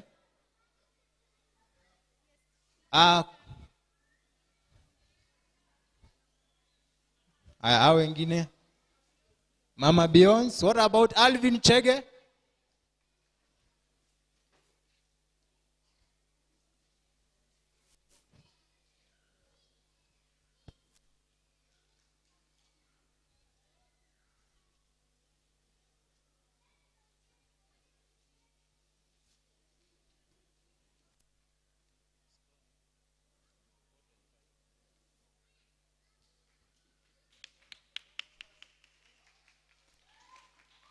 Kuna mzazi mmoja ambaye amebaki.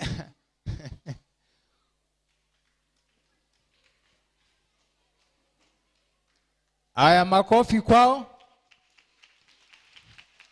Thank you so much.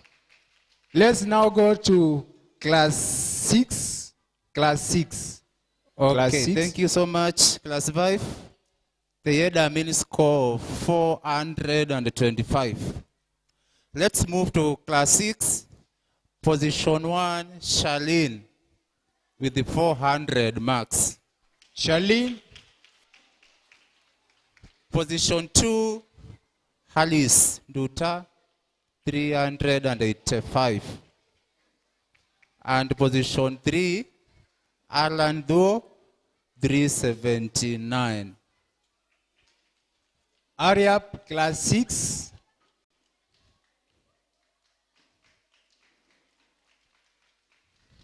Class 6, number 1. Number 1, Charlene. You can reward her. Number 1. Thank you so much. Number 2, Alice. And number 3 is Alan. Kama kuna mzazi wa one of these pupils, unaweza kuja hapa mbele. Mzazi wa class 6, kuna mmoja niliona kule nyuma. Kindly I request you, come and represent the class 6 parents.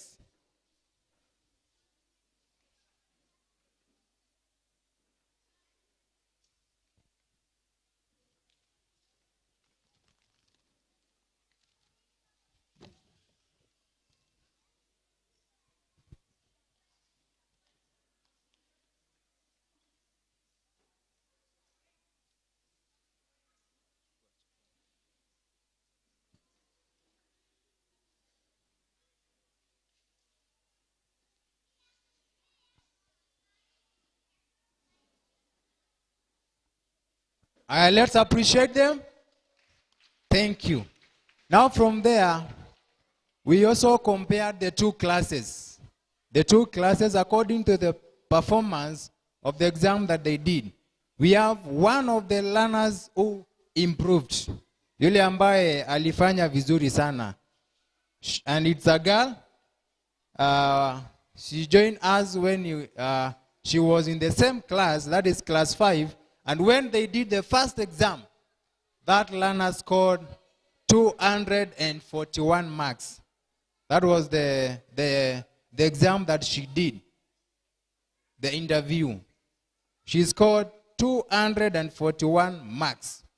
But now, in this exam, she scored 364. So now that one shows that she improved with 123 marks.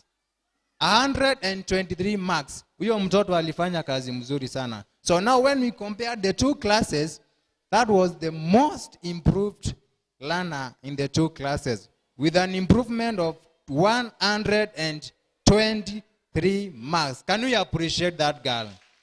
Thank you so much. And it is none other but Deborah Moral.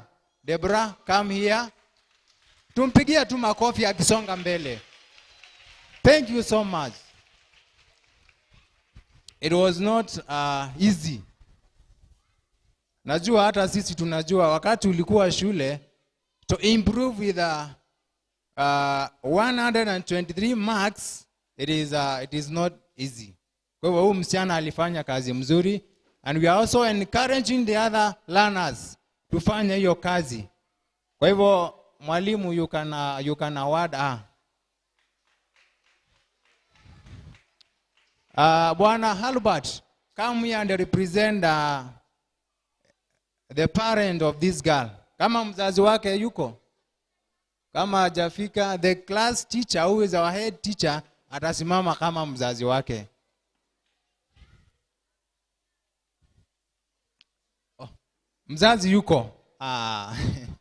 Thank you.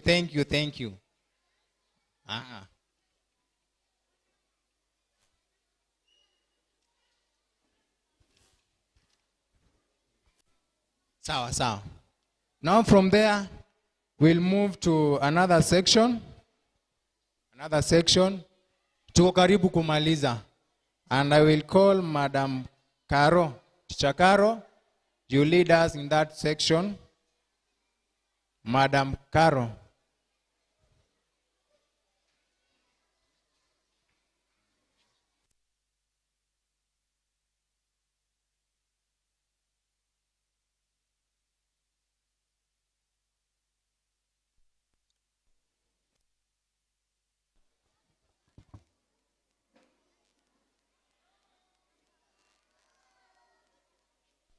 Hello. Okay, the long-awaited time has finally come.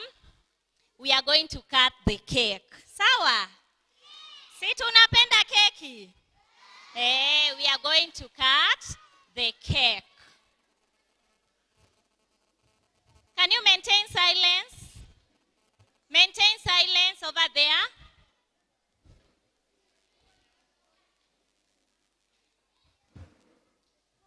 Okay, as we all know, this is a fun moment and I want all of you to be happy. Wazazi tufurahi, sawa?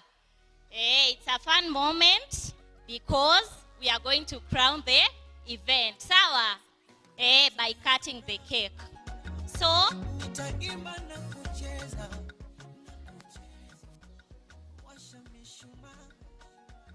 DJ weka ngoma kidogo. Ila usinicheke, nimekuletea zawadi kidogo lichobarikiwa. Aki mwana mkwete, aja na dumu la maji, asije kakumwagia. Anakapicha kako nitakapost, boso kupenda itawapost.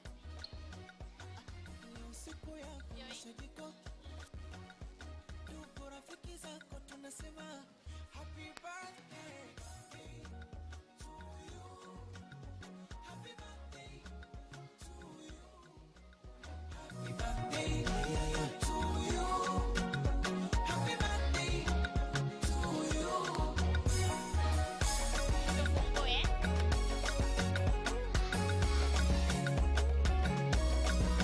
That's enough, DJ. Let's listen, all of us. Okay, we have our cake here. It's not a birthday cake. It's a graduation cake. Is that okay, learners? Yes, we have our graduation cake here. And we have our graduates over here. Is that okay? Parents, I just want you to look at the graduates and you look at the cake. Si wanapendeza? Wanapendeza? Yes, this cake is a symbol of unity and a symbol of hard work. Is that okay? We are going to cut this cake kuonesha umoja ambao tumekuwa nao kama wazazi na walimu pamoja na hawa wanafunzi. They came here as crying babies, these graduates. Yes, we just witnessed them the other day. They were crying babies, but now, as you can see them, they are as clever as clever. They can recite poems, they can read, they can do mathematics. So anaweza fanya vitu mingi sana. They can tell stories, and that is great. That shows us that learning is a process, education is a process, and that is the process that we have gone through. Kutoka chekechea, iyo PP1, now we are in PP2, we are moving to the next level. So as we cut the cake, that means we are moving from the lower classes, the pre-primary school, to the primary school, the lower primary school. They are moving to grade 1. So that's why we are going to cut this cake. Before we cut the cake, I would like the DJ atuweke ngoma moja as I welcome my fellow teachers and the graduates so that we crown the occasion. Welcome, teachers, to dance kidogo before we cut.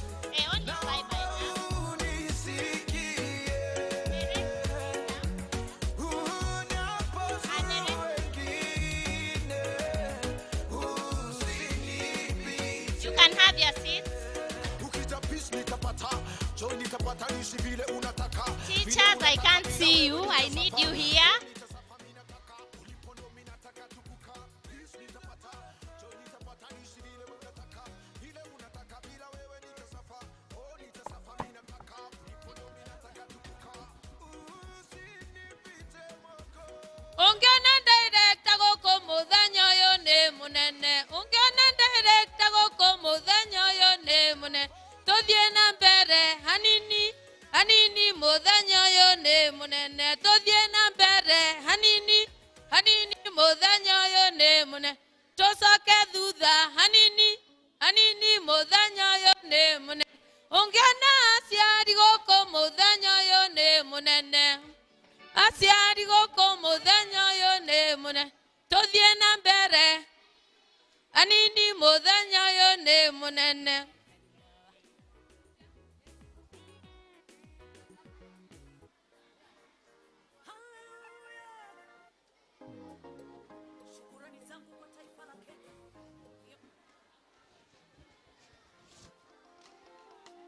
Jawabu Studios.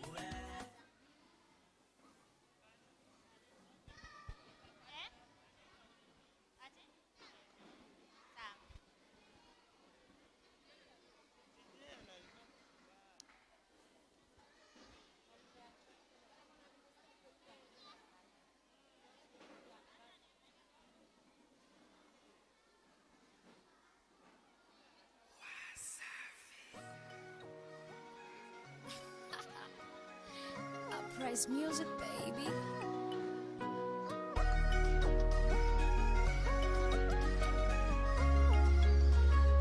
Flag, I got the recipe. Kwanza na furaha nitaimba na kucheza, washa mishumaa, weka keki juu ya meza,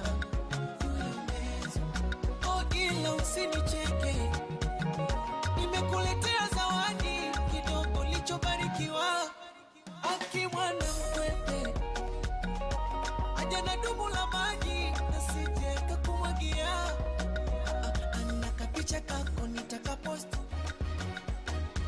boso kupenda itawakost, siku yako nishajikoki, ndugu rafiki zako tunasema happy birthday.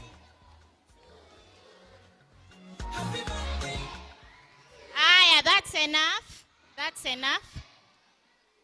Kata, kata. Kata, kata.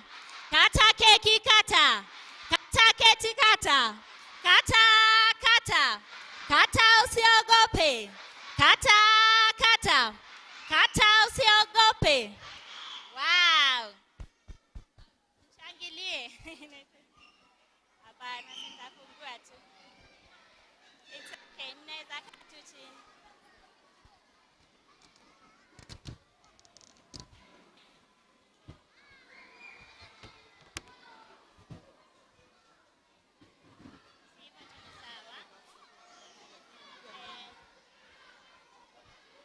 Hey, can you maintain silence, everybody?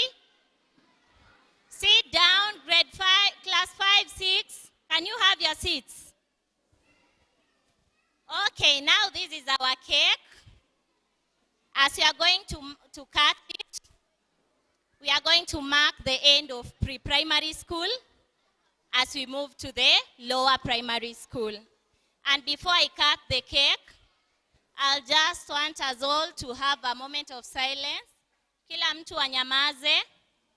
Kila mtu anyamaze hadi DJ azime hizo music. Let's have a moment of silence us, we wish our graduates the best of luck as they continue in education. Si ndio wakisonga hapo grade 1, grade 2, grade 3, tuwatakie tu mazuri. To have a moment of silence, tunyamaze. You just say a prayer for them, a very short prayer for 5 seconds. You wish them all the best. Si tumesema mtoto wa mwenzio ni kama mtoto wako. So even if your child is not graduating, just wish him or her well. Is that okay? Before we cut the cake. Are you listening to me, learners? Yes, I said we have a moment of silence. We make for them a wish. Sindio? We want them to succeed in life. Hizo wishes zote. Let's have that moment. No talking, babies. I want to feel that silence. Let's have that moment of silence.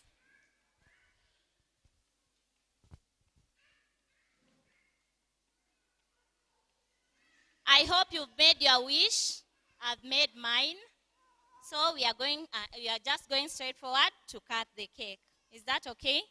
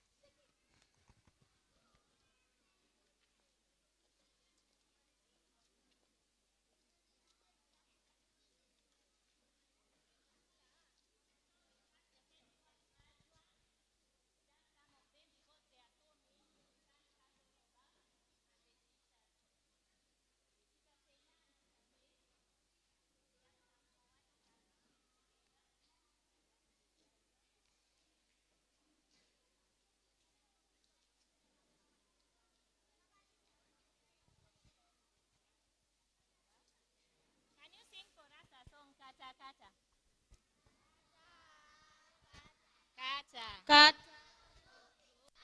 Kata, kata, kata, kata, usiogope. Kata, kata, kata, kata, kata, usiogope. Kata, kata, kata, kata, kata, usiogope. Kata, kata, kata, kata, kata, usiogope.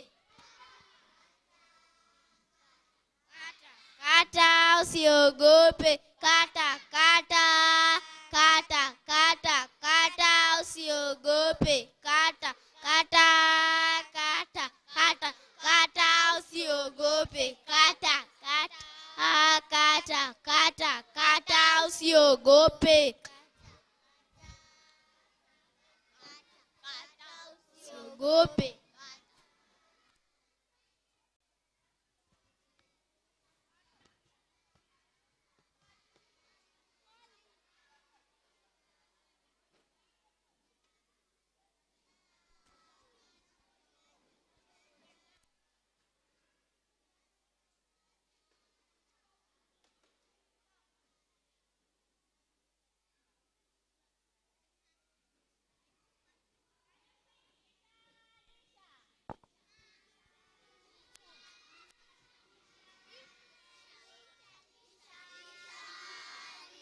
Lisha, Lisha,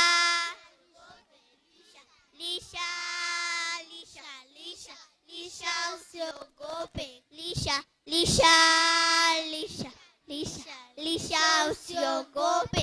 Lisha, Lisha, Lisha, Lisha, Lisha, usiogope. Lisha, Lisha, Lisha, Lisha, Lisha, usiogope. Lisha, Lisha, Lisha, Lisha, usiogope. Lisha, Lisha, Lisha, Lisha, Lisha, usiogope. Lisha, Lisha, Lisha, Lisha, Lisha, usiogope. Lisha, Lisha, Lisha, Lisha, Lisha, usiogope. Lisha, Lisha, Lisha, Lisha, Lisha, usiogope. Lisha, Lisha, Lisha, Lisha, Lisha, usiogope. lisha, lisha, lisha usiogope. Lisha, lisha, lisha, lisha, lisha usiogope.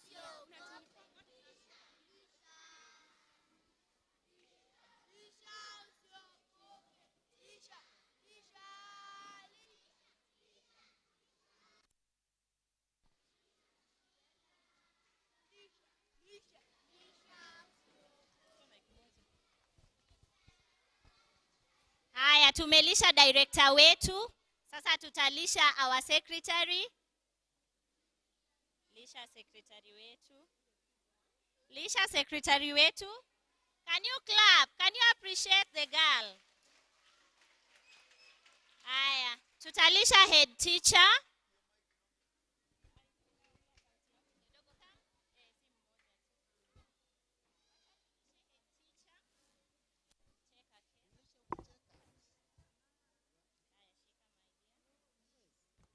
That's our head teacher. Haya, tutalisha our deputy head teacher.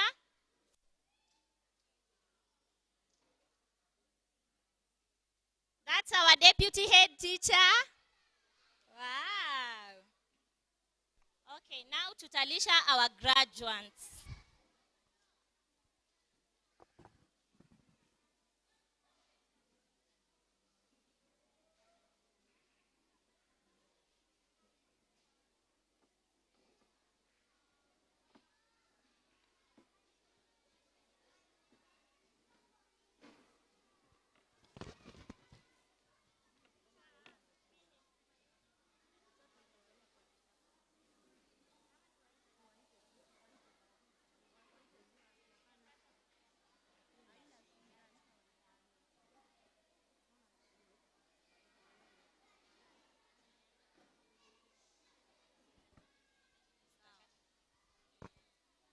Okay, we shall have the graduates. Charlene, I'll just call randomly. You come for your cake. Mercy. Teacher ungewa guide. Hey, wote graduates wote. Hey, itabidi wameandikiwa majina.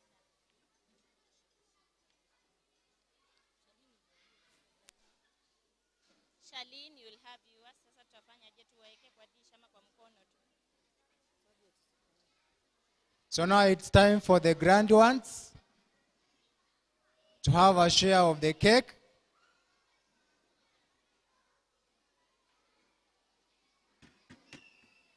Watoto tunyamaze. Let's keep quiet.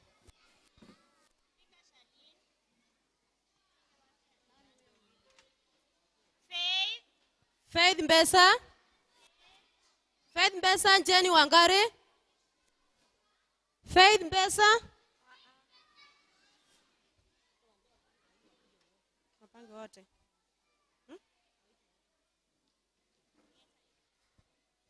Graduates, can you stand up? You queue here. Let's queue here. We have our cake. Stand up.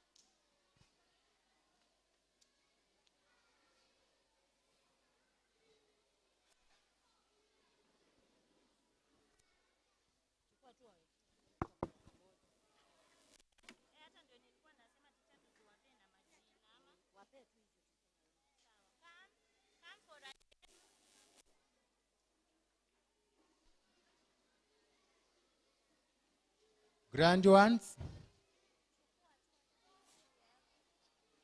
When you receive your share, you sit down.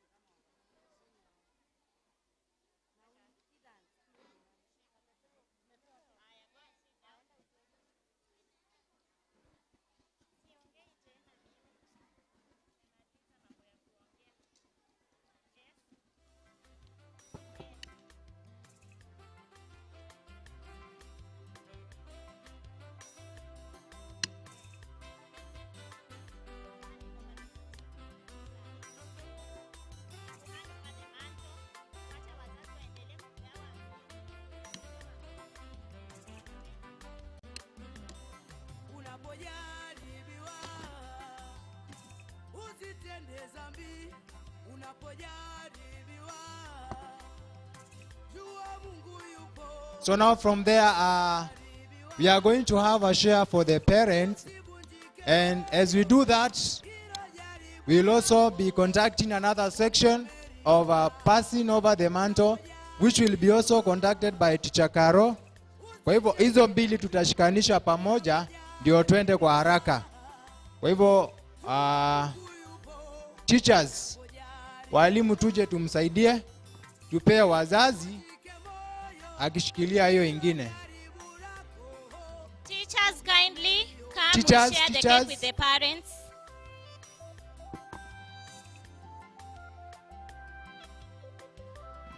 Madam Mother, Teacher Mother.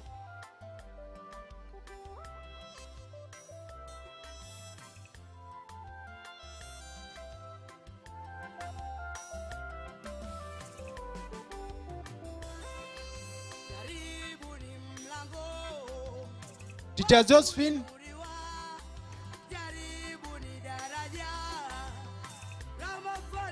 Madam Isabella.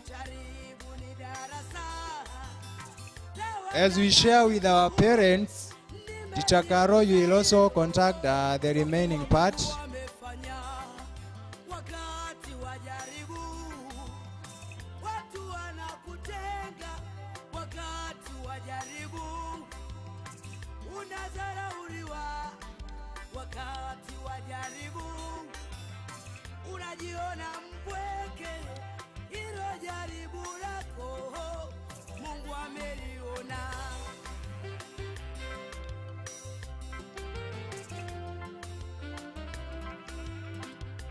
So let's have now the grand ones.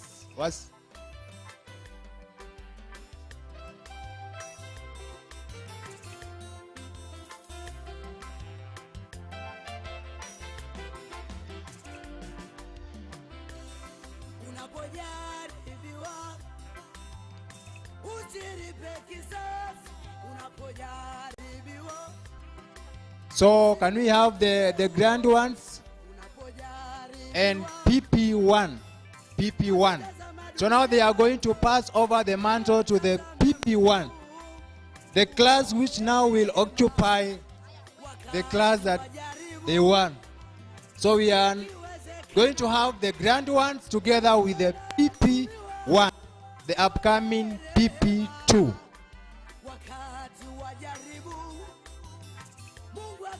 PP1 hapa,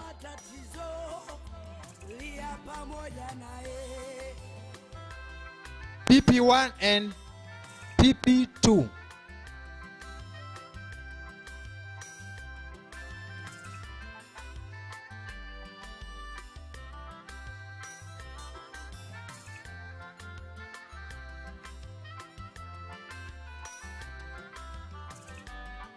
So now they will show us what will happen as they move to the next class. That is now grade 1. So we will have the graduating class together with the PP2, the PP1s. Wale ambao wataingia hilo darasa ambalo watakuwa ametoka. And they have something special that they want to show us. Kwa hivyo tutatulia. We are about to finish.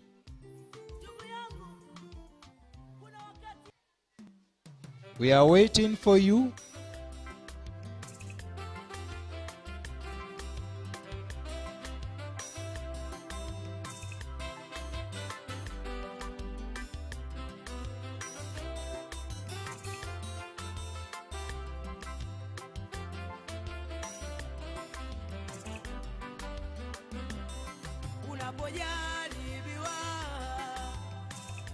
The grand ones, we are waiting for you. Grand ones and PP1. Watatuonyesha what will happen as they move to the next grade. That is grade 1.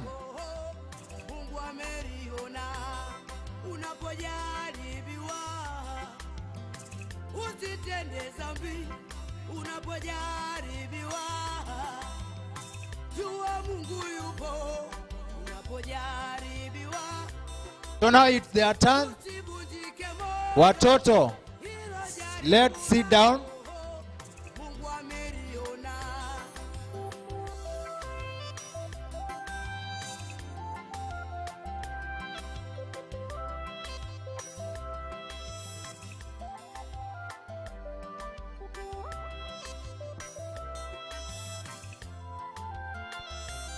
Okay, it's another session of handing over the mantle. Now, this means we are not leaving that class empty. Kuna watoto wataingia kwa hilo darasa, si ndio? And they are the PP1s. So we are lighting this candle. It's the light is the light of what? The light of hard work, si ndio? The light of a bright future. The light of every good thing in life, si ndio? Moto yenye walikuwa wameasha kwa hiyo PP2 haitazima, itaendelea kuwaka tu. Sawa? That's why we are handing over the mantle to the PP1s. Okay. You can just start coming in. I come in.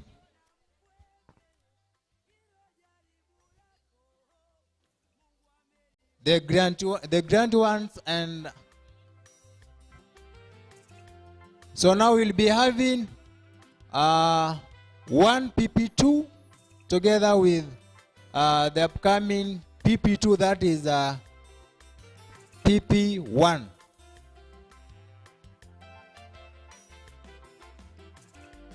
They have told us that they don't want to leave that class empty. It must be occupied by the PP1s.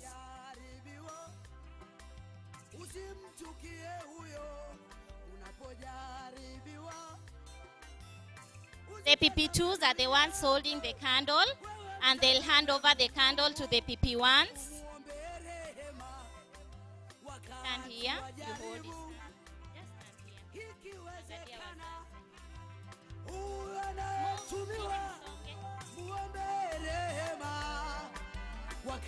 So the one holding the candles is a PP2, the grand ones.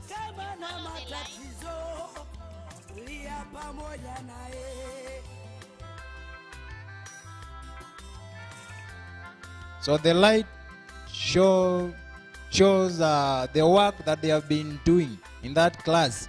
So they want the upcoming PP2 to keep on lighting or making the class to shine.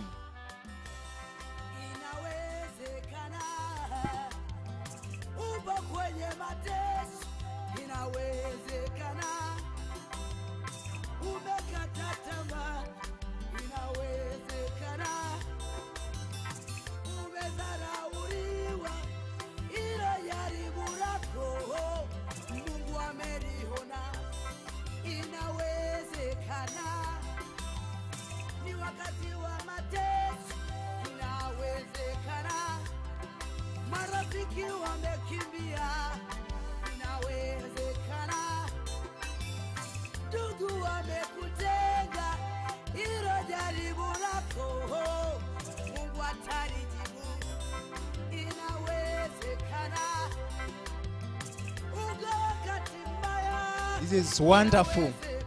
Wametuambia kwamba wataki kuacha hilo darasa kama halina wanafunzi. Wanataka zile nguvu ambazo walikuwa wanatia wenzao pia wazidi kufanya hivyo hivyo. So it is a good idea.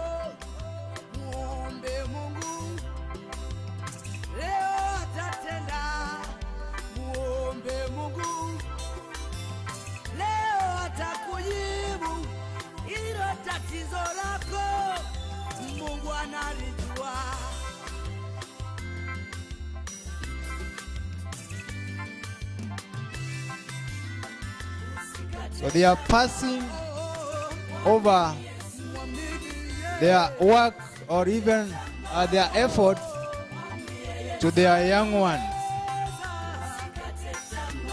And as they do that, they are still moving to the next class with the same spirit.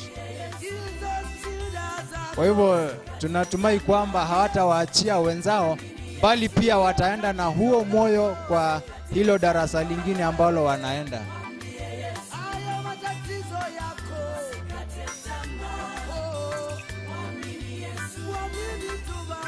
So now parents, these are now, as they taught us, they are lawyers shining in front of us, pilots and also doctors.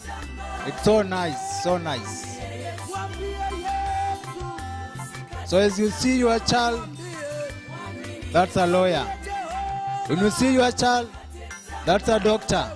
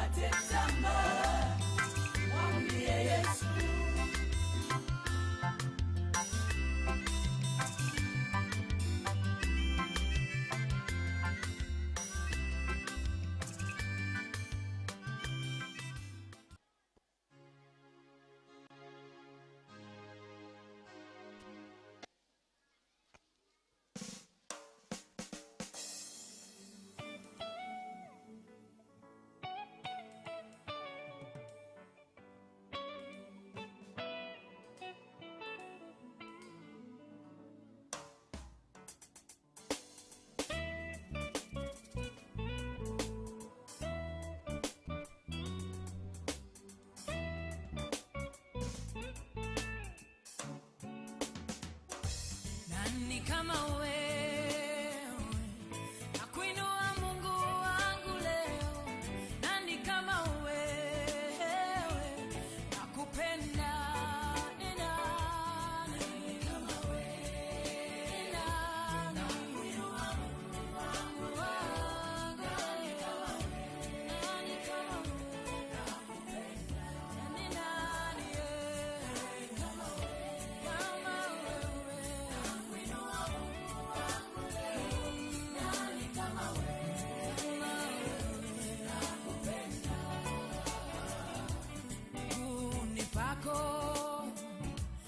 nakuinamia Bwana, heshima na utukufu Baba nakupa Yesu.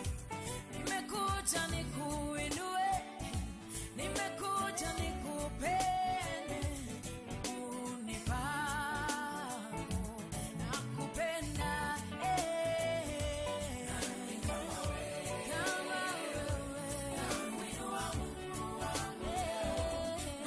Kama So now they can start and show us what will happen. And they have told us that passing at the cantor shows that that class will not be left empty. It will be occupied by their partner. So now you can start. Okay, now the PP2s will hand over the candles to the PP1 to show that they are moving to the next level and they are leaving that class with learners. Sawa? Haya, you hold it.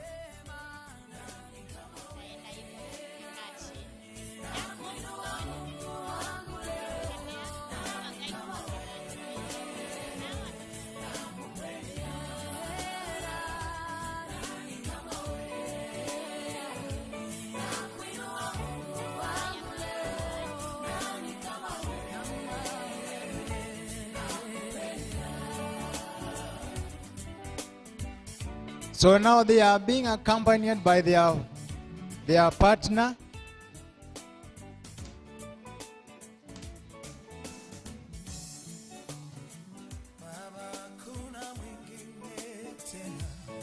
Mwenye enzi na utukufu kama wewe, Shalom Baba. Umungu wa wajane Baba, weza yote kwa mayatima. Nani wengine kama wewe, nakupenda. Sina mwingine kando They should be having a photo. Yule mtu ambaye alikuwa anapiga picha. Mutinda. Mutinda.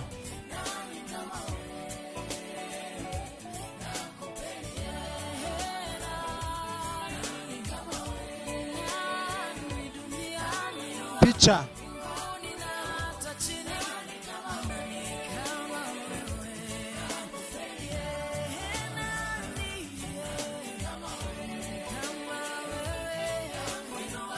So as they hand over, they are showing that now they have moved to the next grade. That is now grade 1.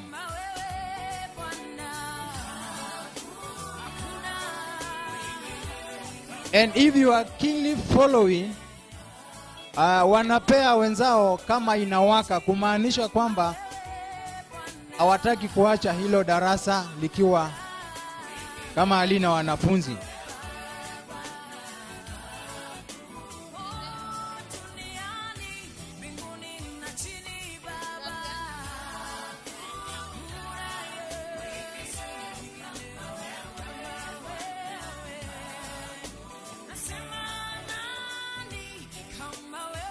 Good.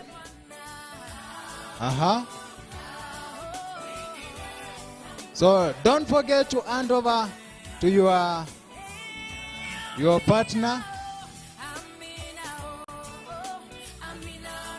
Sijui wale ambao wanakataa nazo ni kumaanisha hawataki kwenda hilo darasa lingine.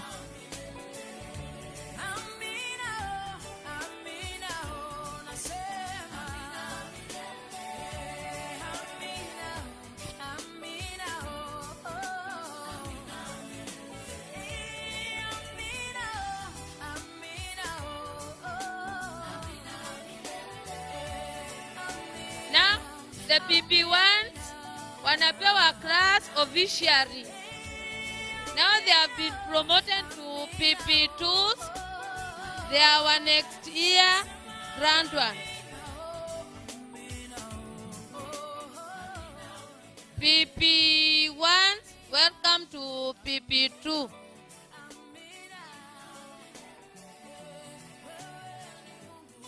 Those are PP2s and PP1s.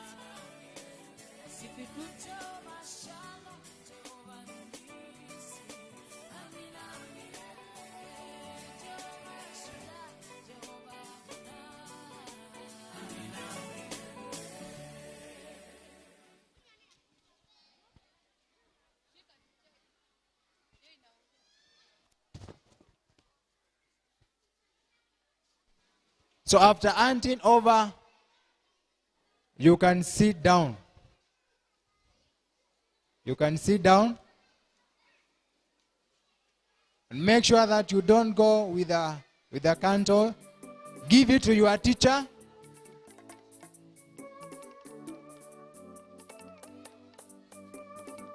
Ukimpa mwenzako, unazima na unaketi.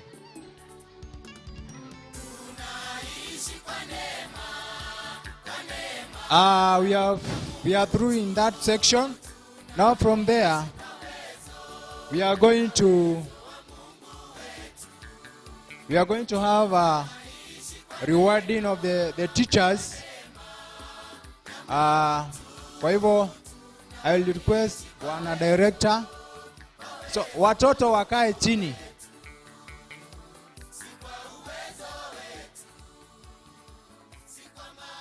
So from there now we are going to reward the teachers. And that section I call upon Wana Director, you award the teachers. So teachers, let's make sure that all the learners are seated, and then tusonge hapa mbele. Tuhakikishe kwamba watoto wameketi na wamenyamaza, kisha tusonge mbele.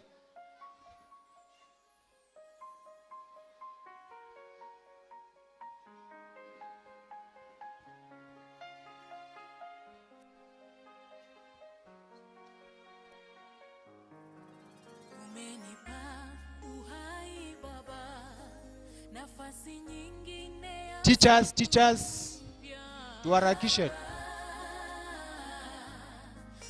Walimu, tuharakishe ama tuende, or else we move into another section. Hurry up, teachers. Teachers and learners will sit down.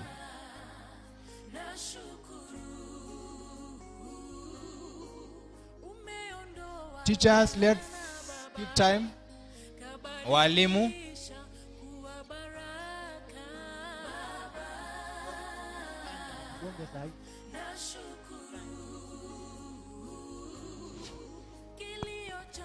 Teachers, we are waiting for you. Walimu.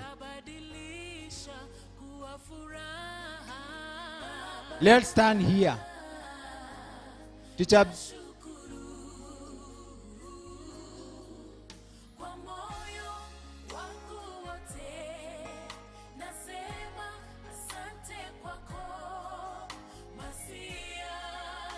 Walimu. Teacher Sheila, tusimame hapa mbele haraka haraka.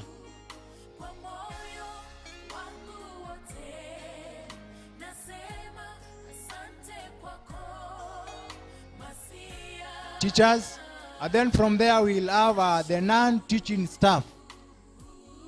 From there we'll have the non-teaching staff. So I call upon Bwana Director, you award the teachers.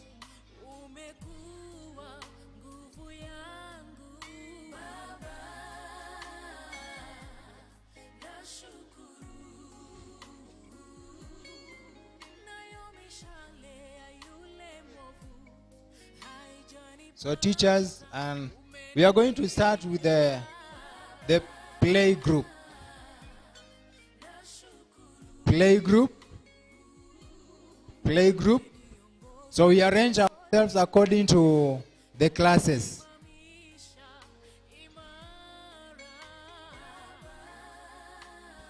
Play group. That is teacher Isabella. Thank you. Wazazi, tuwapigie makofi. From there, teacher Celestine. That is play group. Thank you.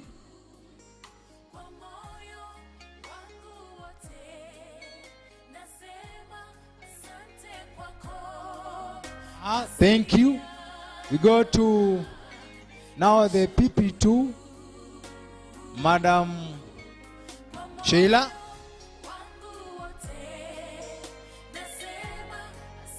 Madam Sheila. Teacher Faith, PP2.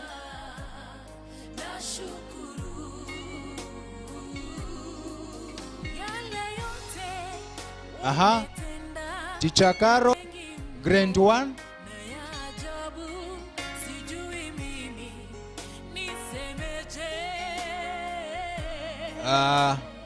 Grade 1 again. Teacher Mother.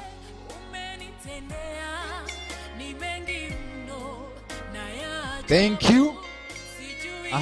Grade 2. Teacher Josephine. Thank you. Grade 3. Madam Connie. Thank you. Class Grade 4. Grade 4. Teacher Benson.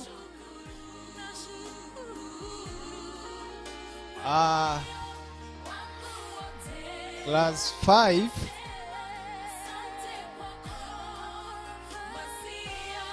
And then from there, class 6.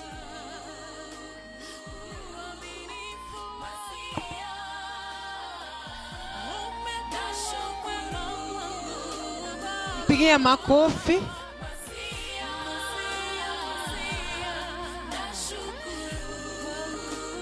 So now from there, I call upon now the head teacher to also award the director.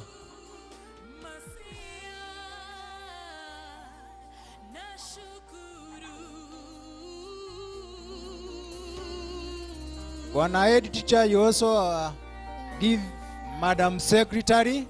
And then from there, we'll go to the non-teaching staff.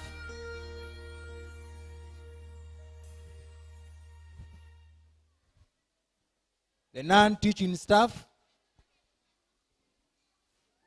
Esther.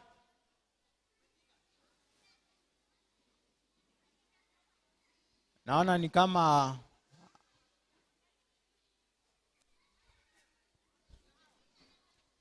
good, wamefika. So bwana head teacher, wape zawadi yao.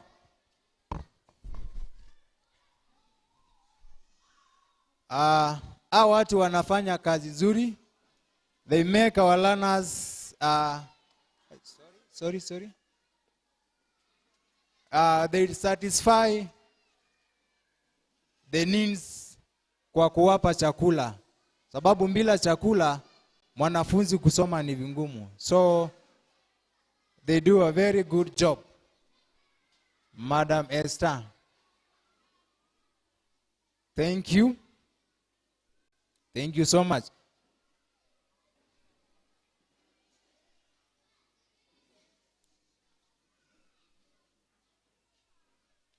So now we are about to complete the ceremony. Kutoka hapo, we'll now have remarks from the head teacher, and then from there he will also welcome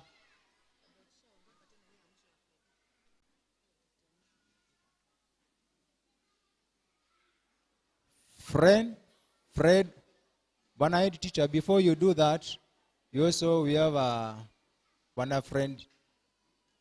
So from there we'll have remarks. Bwana head teacher, welcome. Kuna mwingine, a very important person ambaye anatusaidia kwa hii kazi, Bwana Frederick. Thank you.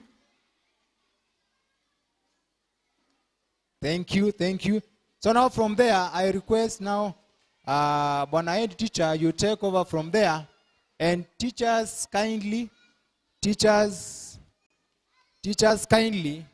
let make sure that the learners are inside. Watoto kuna wengine naona wanaruka hapa nje. Tuhakikishe kwamba wako ndani na wametulia. So Bwana head teacher, welcome.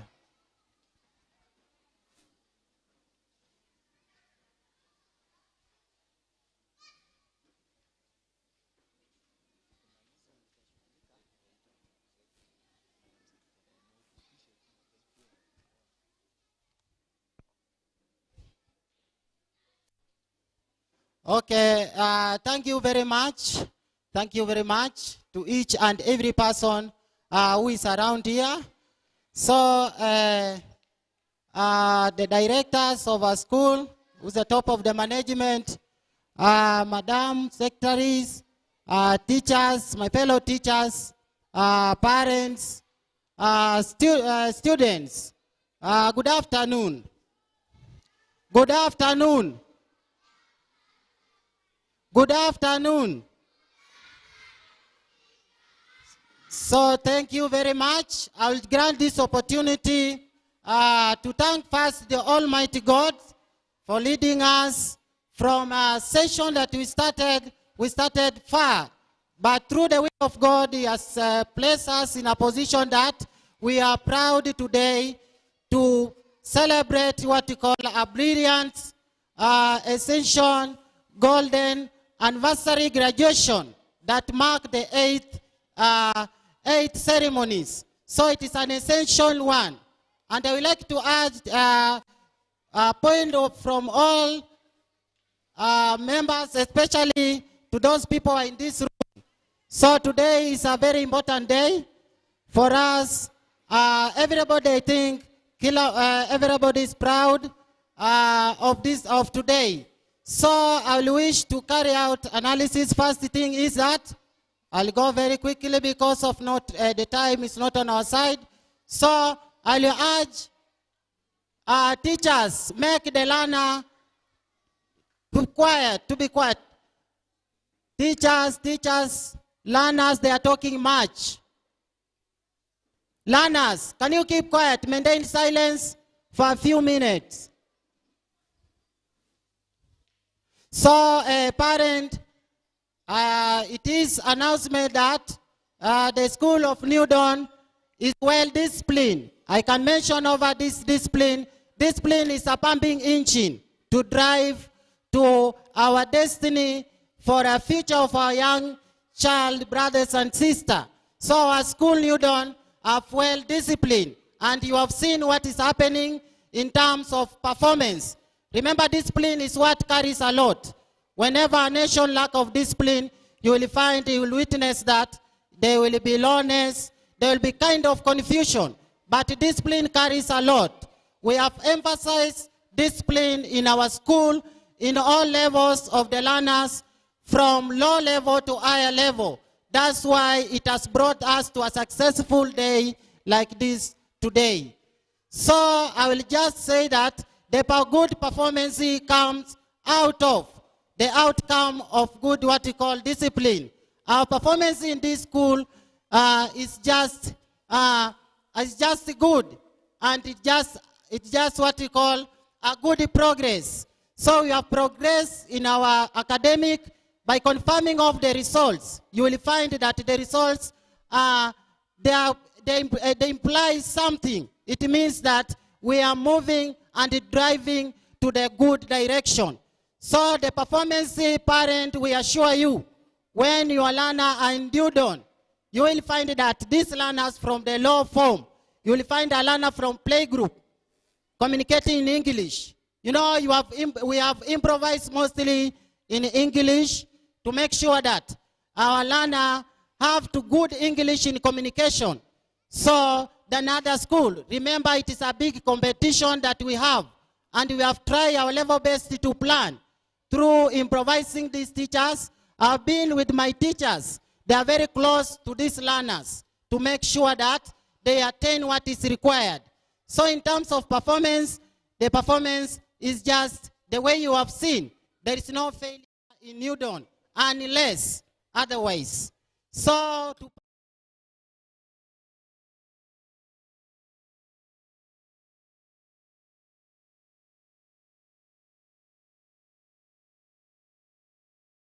academic performance. So in academic performance, I will not talk too much over it because of time.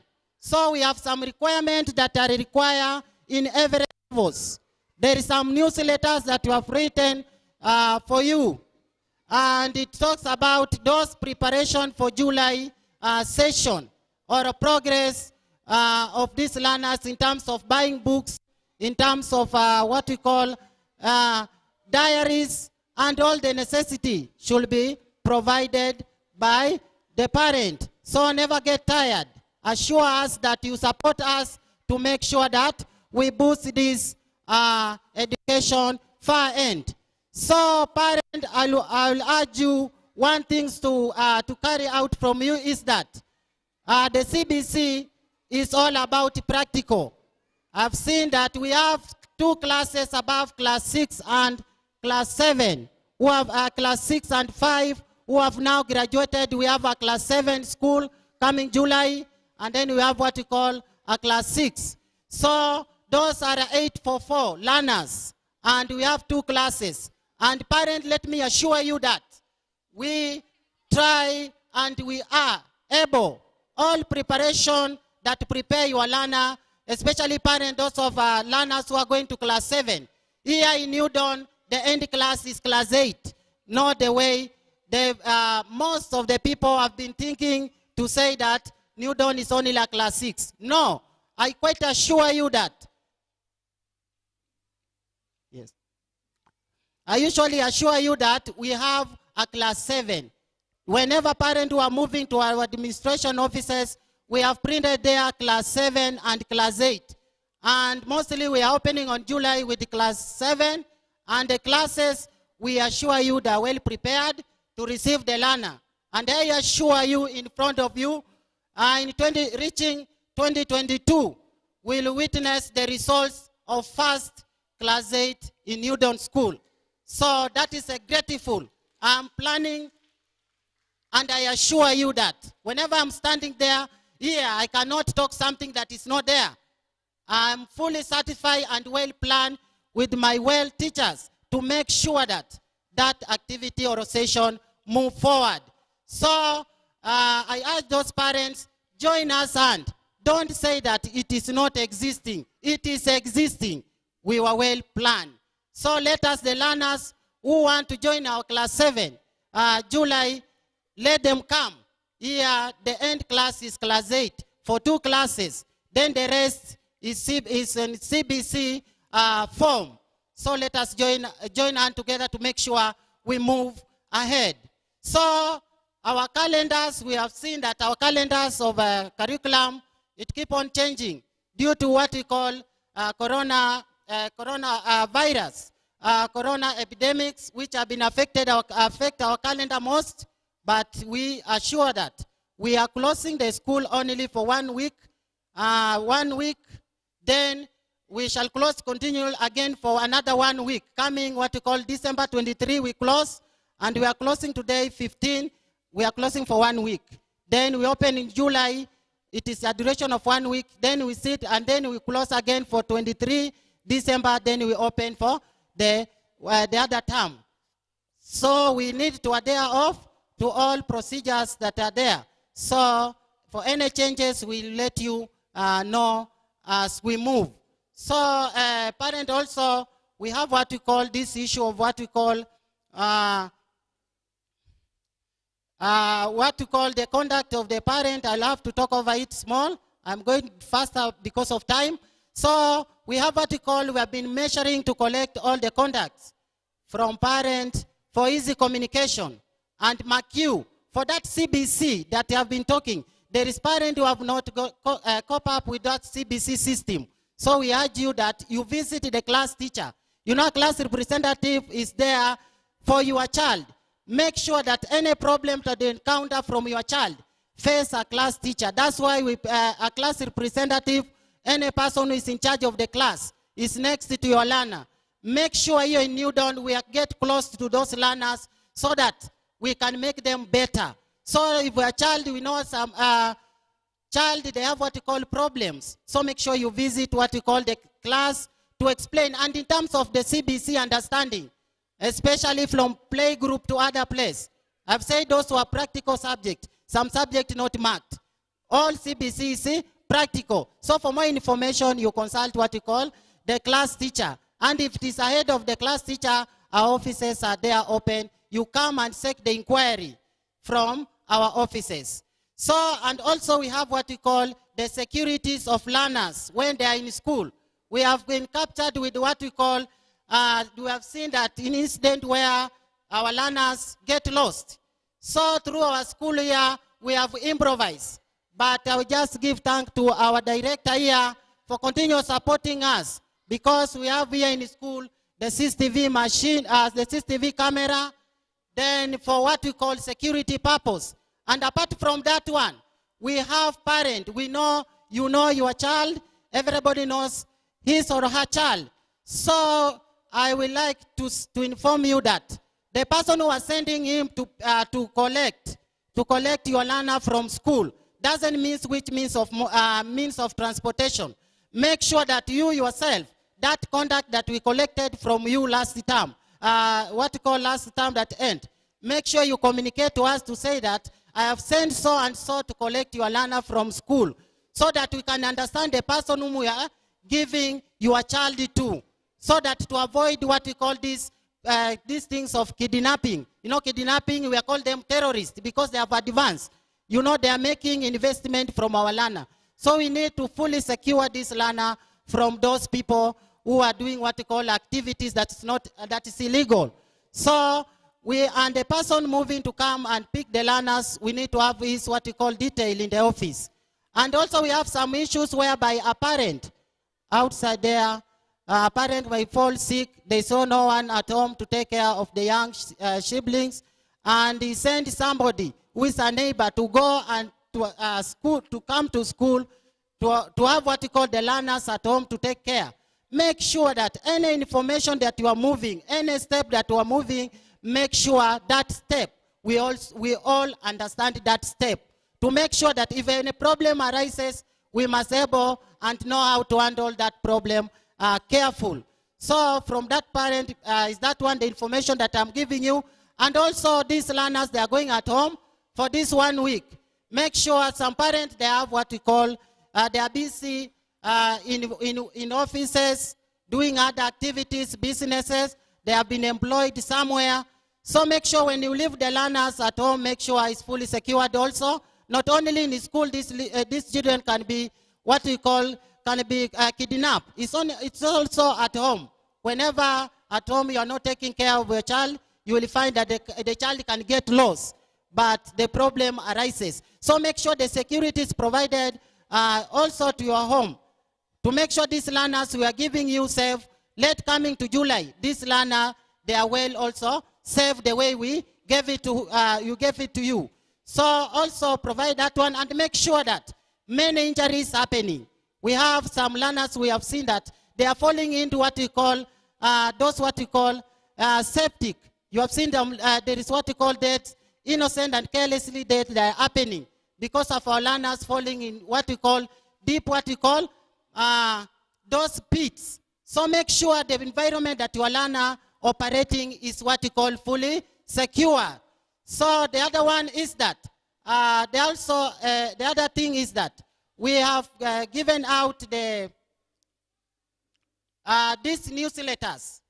And all the newsletters, they are talking about what we call those textbook requirements and also uniform. So I thank to each and every person who participated to make sure that those logs are placed in the uniform of learners for also identification as a sign of security, and also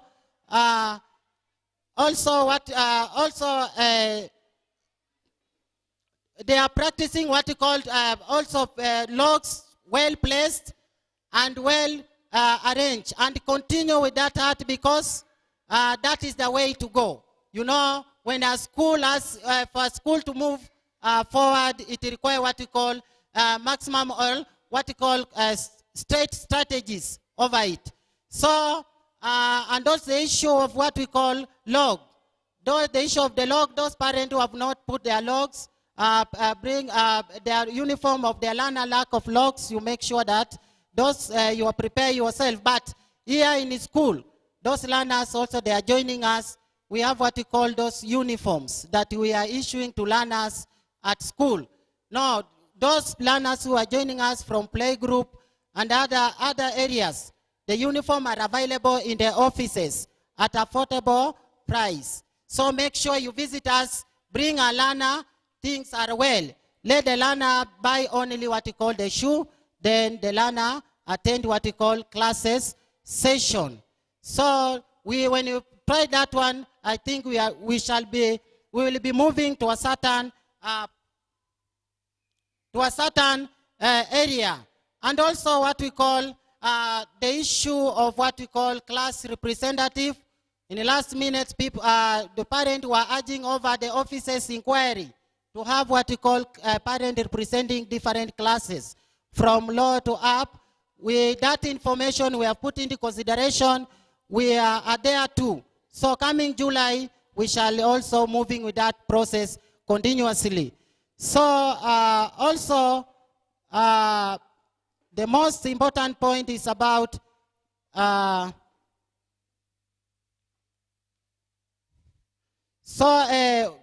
other one is about, now we are closing this, we are opening the school on 27th of July, 27th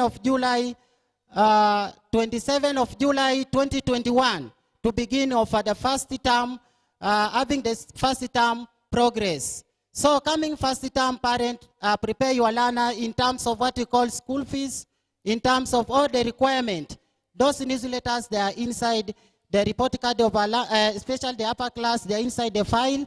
So you'll get from the file, then the other one that have been sent to you later for early preparation. In terms of books, in terms of everything, parent, I urge you to prepare your learner during July, so that we can we avoid what we call those random movement in and out, so as to maintain this what we call the academic level and move higher to a higher level. And then we have what we call today is what today is on 25th. It's on 15. We are closing officially the school today. So it is officially closed for what we call the last term. So for the next term, we are opening on 27, which will be on Tuesday. But the government calendar is on 26. So let us adhere over that date. So because of time, I've been passed so quickly. So I wish you what you call the best. Whenever you move, whenever you go home safely, let us, the hand of the mighty God protect you as you're on the way, as you move, because of making us here proud. So I'll just thanking to each, beginning with all my teachers who have been outside there tirelessly doing the activities. Also those in the entire school who have been tirelessly doing work from one session to another. Is just congratulations. And also to you parents for being tiresome in order to bring your child here for this education as a greatness to the revelation of this world. So as a pumping engine, education works more. So congratulations for that. I don't have much to say. Is that to congratulate each and every person for participating in this session since we begin up to this, that we have ended this ceremony graduation. And this is not the last, but we are still continue having more and more as the time comes. So parents, thank you very much. Thank you. Thank you for what we call having your time here. May God bless you all as you move home. Also have what we call a blessed day. Thank you very much.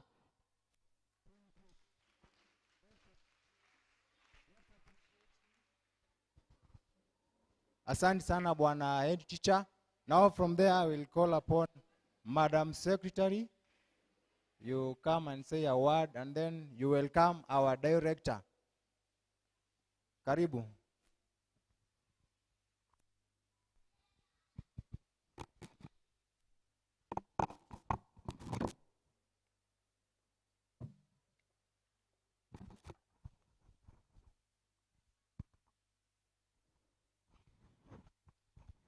Good evening. Habari yenu? Mbona mmenyamaza sana? Ama ni njaa? Msijali, mlo huko. Tukimaliza hapa tutaenda. Tumeandaliwa mlo.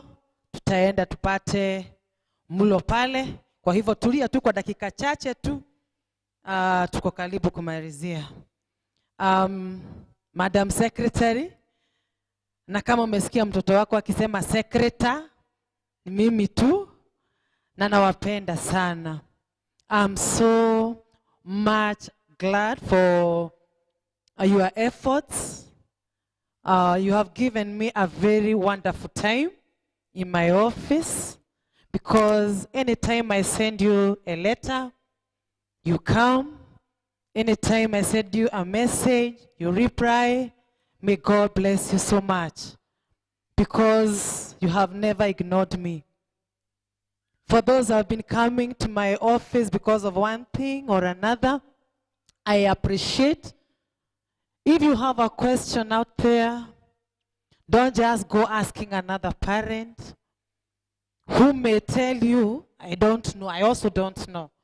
So you are very much welcome to come and ask.